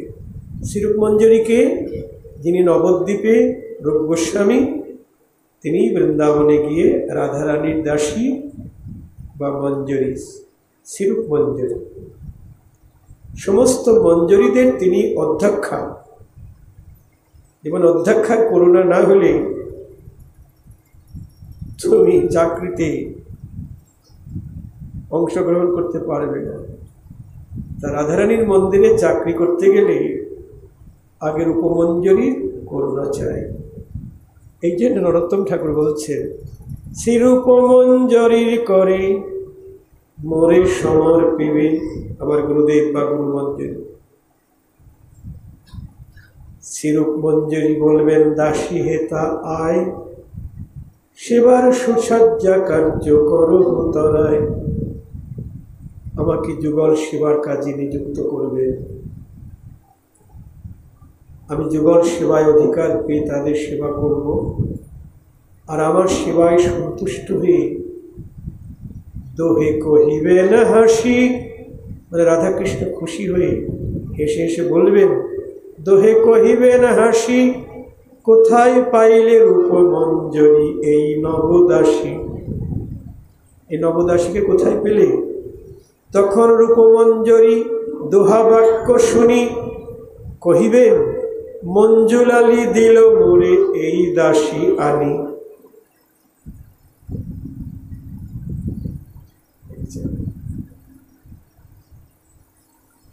কাজে যুগল সেবা পেতে গেলে সখী মঞ্জরীদের আনুগত্য স্বীকার করতে হবে। তার আগে বৈষ্ণব গুরুর কৃপা। তাই রূপ গোস্বামী তিনিই মহাপ্রভুর অন্তরের অভিলষিত বিষয় জগতে স্থাপিত করলেন। এই জন্য আমাদেরকে বলা হয়, আমাদের ভজনটা কি? রূপানুগ ভজন। রূপানুগ ভজন মানে রূপ গোস্বামীর আনুগত্যে ভজন। আমরা সবাই রূপ গোস্বামীকে রেখেছি, তাদের আনুগত্য ছাড়া ভজন হবে না। গোস্বামীর আনুগত্য ছাড়া আমাদের ব্রজের ভজন সবসময় মনে রাখতে হবে। দ্বারকা মথুরার ভজন নয়, অন্যান্য ভগবৎ স্বরূপের আরাধনা নয়, আর দেবতাদের আরাধনা তো নয়। অল্প সময় তো, অল্প সময় অনেক দূর যেতে হবে। বৃন্দাবনে যেতে গেলে এই হাওড়া থেকে ছাড়ে একটা ট্রেন, কি যেন আগের থেকেই আছে, কি যেন ট্রেনটার নাম, ওই যে খুব ধীরে ধীরে যায়, 2-3 দিন লেগে যায় যেতে। কিন্তু আমরা চাইছি তাড়াতাড়ি বৃন্দাবন যাব। এই জন্যে এখন উপায় হয়ে গেছে, কলকাতা স্টেশন থেকে ট্রেন ছাড়ে, 24 ঘন্টায় বৃন্দাবনে পৌঁছে দেয়, তাই না? আমাদের সবারই সময় কম, এই জন্য অল্প সময়ে অনেক দূর যেতে হবে। দেখো, এই জন্য সঠিক রাস্তা চাই, ঘুরে ঘুরে যাব এ সময় নাই। একজন গুরুদেবের চরণ আশ্রয় করলাম, তিনি বললেন এখন বিধিমার্গের ভক্তি যাজন করো, তাই না? আগে বিধিমার্গের ভক্তি যাজন করো, রাগমার্গের ভক্তির কথা যে বলছেন ওটা আমাদের নয়। এক জায়গায় একজন ব্রহ্মচারী, আমি কীর্তন করি তো 30 বছর আগের কথা বলছি, তো ব্রহ্মচারী বলছেন, তিনি এক মঠের ব্রহ্মচারী, বলছেন বাবাজি আপনি লীলা কীর্তন করেন কেন, কৃষ্ণ লীলা? আমি বললাম কেন বলুন? বলছে ওই সব লীলা কীর্তন আমাদের গাওয়ারও অধিকার নেই, শোনারও অধিকার নেই। ও আপনাদের মন্দিরে কি কি ঠাকুরের সেবা আছে, বিগ্রহ? বলছে মহাপ্রভু আছেন, রাধা মাধব আছে। আপনি কি রাধা মাধবের সেবা করেন? বলছে হ্যাঁ। কোন অধিকারে করেন? রাধা কৃষ্ণের যুগল আরাধনা কোন অধিকার নিয়ে করেন? বলে কেন, রাধাকৃষ্ণ ভগবান, এই অধিকারে তার সেবা করি না। ভগবান জ্ঞানী রাধাকৃষ্ণের সেবার অধিকার পাওয়া যায় না। রাধাকৃষ্ণের সেবার অধিকার পেতে গেলে রাধারানীর চরণের দাসী হতে হবে, নাহলে যুগল সেবার অধিকার হবে না। এটা গুরুদেবের কাছে ভালো করে জেনে নেবেন।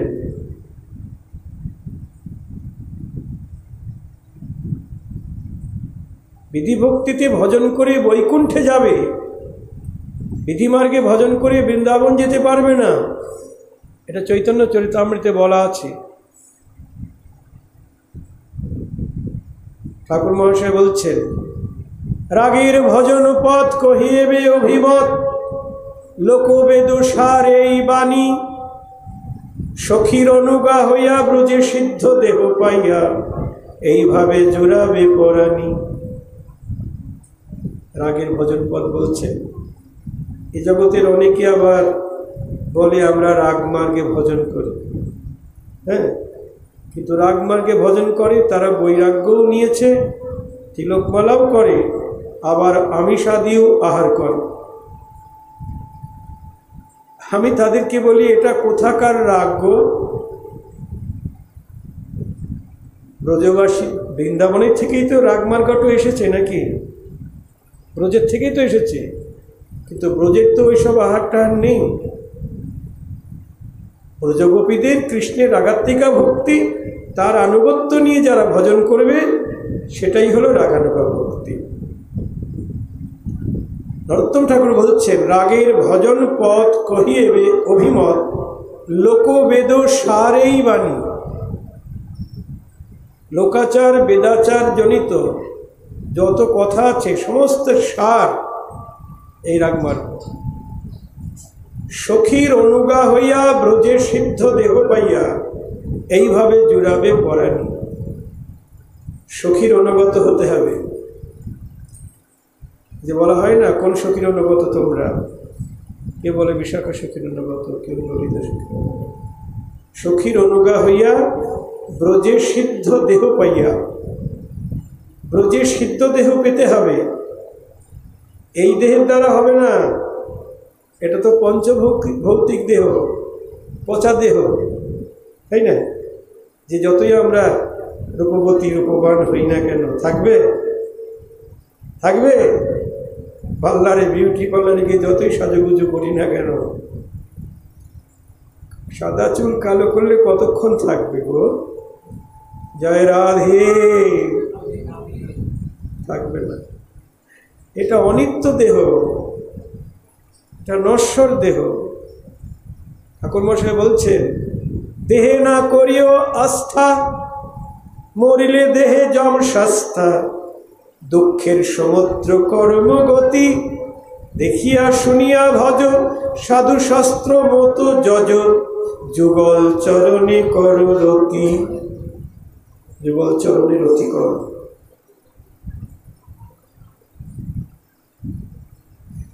কর্মকাণ্ড জ্ঞান কাণ্ড সকলে বিষের ভাণ্ড, অমৃত বলিয়া যেবা খায়, নানা জনে ভ্রমণ করে কদর্য ভক্ষণ করে, তার জন্ম অধঃপাতে যায়।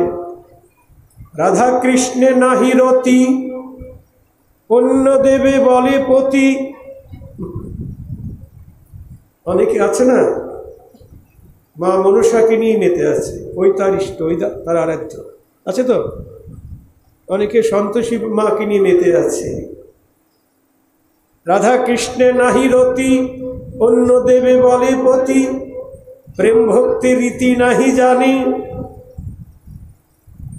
নাহিক ভক্তির সন্ধান, ভরমে করয়ে ধ্যান, বৃথা তার অশেষ ভাবনে। জ্ঞান কর্ম করে লোক নাহি জানে ভক্তিযোগ, নানা মতে হইয়া অজ্ঞান, তার কথা নাহি শুনি, তার কথা শুনবো না। জয় রাধে। জ্ঞানকাণ্ডে কর্মকাণ্ডের লোক যতই ভালো কথা বলুক, তার কথা শুনবো না। তার কথা নাহি শুনি, পরমার্থ তত্ত্ব জানি, প্রেম ভক্তি ভক্ত গণ প্রাণ। নিতাই গৌর হরি বল। প্রেম ভক্তি ভক্ত গণ প্রাণ। তাই সখীর অনুগা হইয়া, ব্রজে সিদ্ধ দেহ পাইয়া, এইভাবে জোড়াবে পরাণী। ব্রজে সিদ্ধ দেহ প্রাপ্ত হতে হবে। সিদ্ধ দেহ মানে গুরুদেব সিদ্ধ দেহের পরিচয় দিবেন, আর সেই দেহটা, সিদ্ধ দেহটা মনে মনে ভাবনা করতে হবে।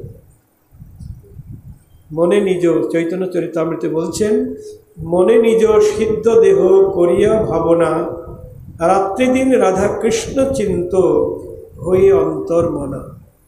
গুরুদেব যেমন আমার সিদ্ধ দেহের পরিচয় দিয়েছেন বৃন্দাবনে, সদা অনুরাগ মঞ্জরি।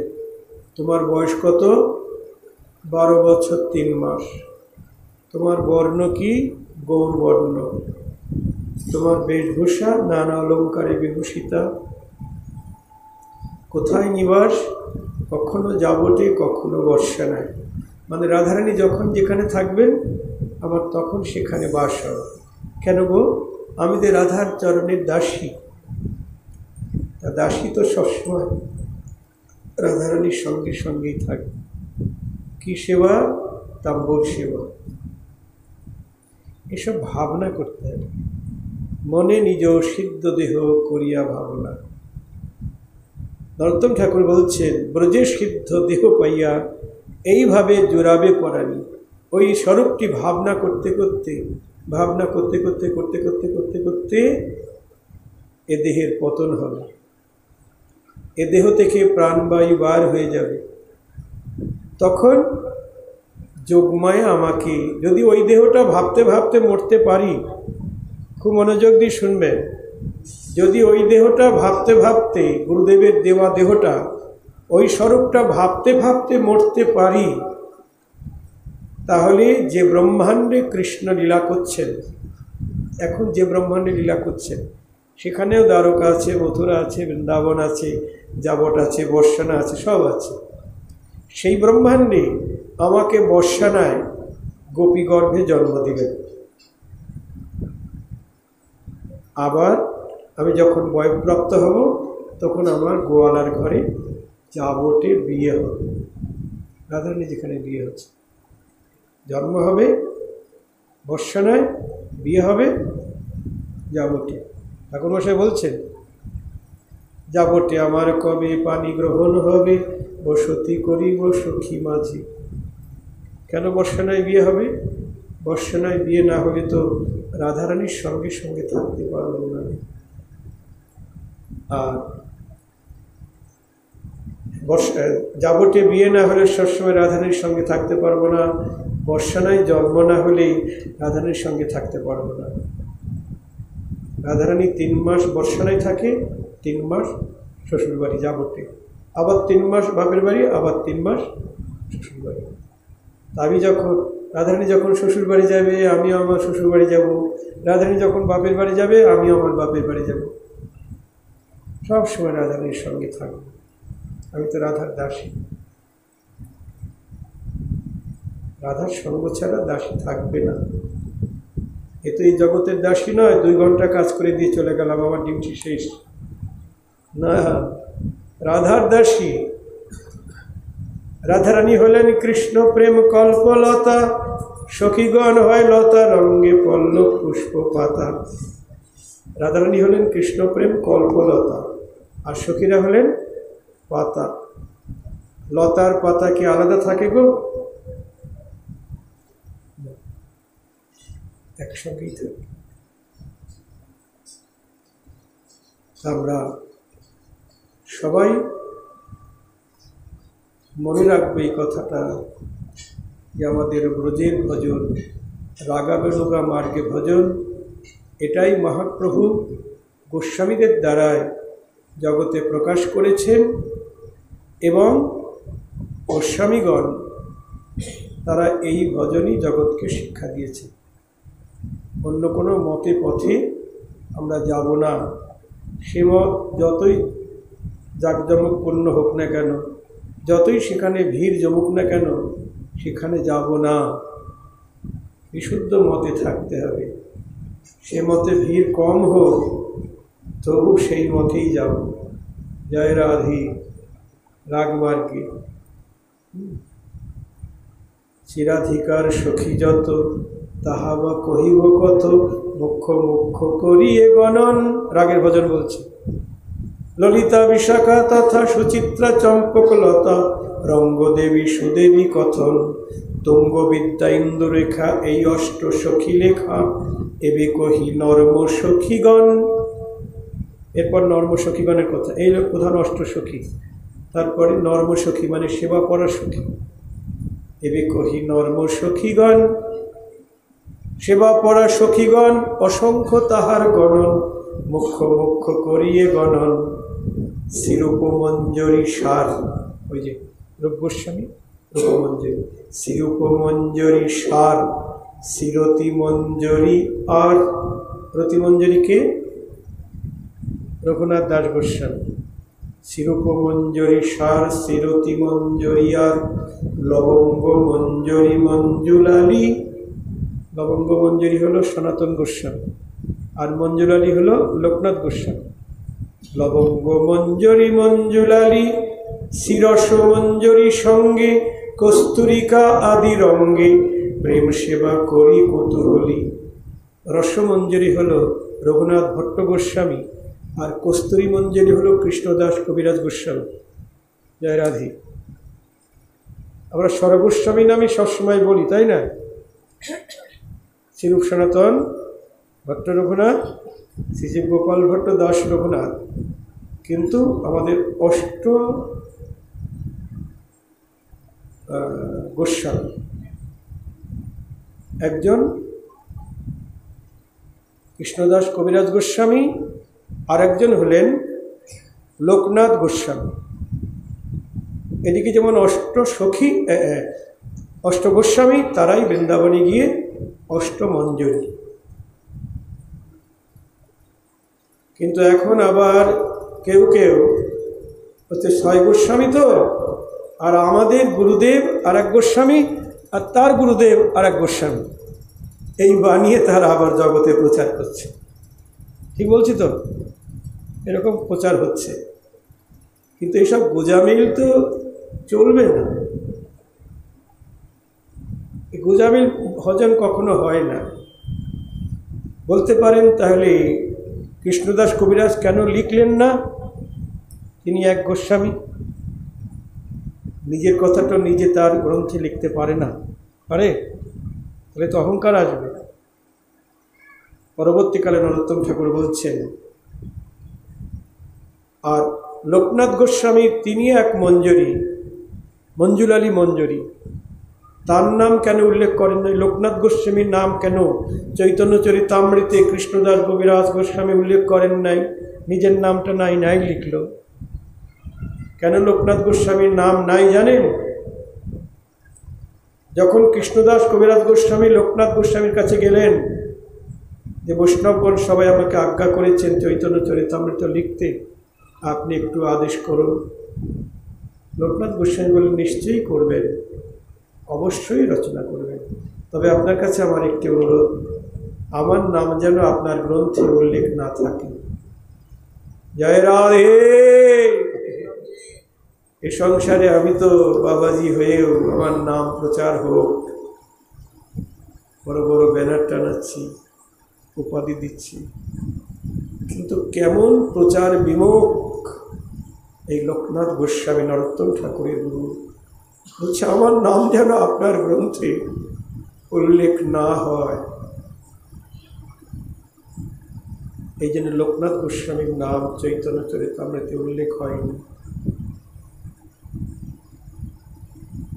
আর কৃষ্ণদাস কবিরাজ তো নিজে লিখেছেন, শ্রী সনাতন ভট্ট রঘুনাথ, শ্রী গোপাল ভট্ট দাস রঘুনাথ, এই 6 গোসাই মোর শিক্ষাগুরুগণ আছে না, চৈতন্য চরিতামৃতের আদিলীলায় প্রথম পরিচ্ছেদে আছে, এই 6 গোসাই মোর শিক্ষাগুরুগণ, এই 6 জনকে তিনি শিক্ষাগুরু হিসাবে মেনেছেন। কিন্তু নরোত্তম ঠাকুর বলছেন,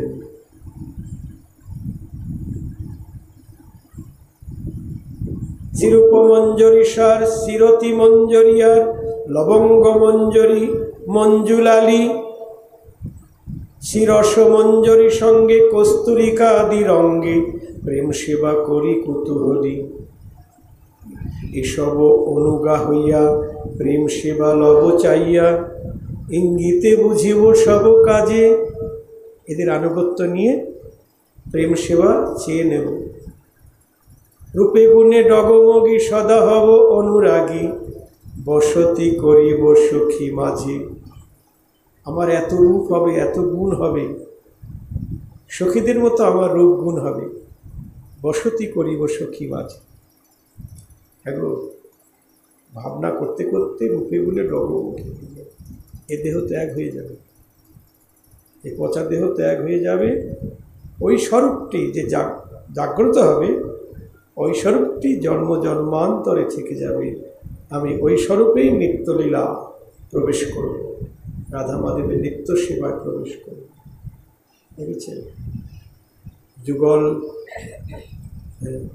বৃন্দাবনে 2 জন চৌদিকে সখীগণ, বৃন্দাবনে 2 জন মানে রাধাকৃষ্ণ, চৌদিকে সখীগণ সময় বুঝিয়া রহু সুখে, সখীর ইঙ্গিত হবে চামর ঢুলাব তবে, তাম্ব যোগাব চাঁদ মুখে। একা একা আমি সেবা কার্যে যাব না, সখীর ইঙ্গিত হবে, যা চামর ঢুলা, তাম্বুর মুখে দে, সখীর ইঙ্গিতের অপেক্ষায় থাকব। তারপর যুগল চরণ সেবী নিরন্তর এই ভাবি, নিরন্তর মানে সবসময় আমি যুগল চরণ সেবা করছি। বাইরে যেমন সেবা করতে হবে, মনে মনে সবসময় ভাবতে হবে যুগল চরণ সেবা করছে। অষ্টকালীন সেবা, নিশান্ত লীলা থেকে আরম্ভ করি একদম মধ্যরাত্রি লীলা, অষ্টকালীন সেবা।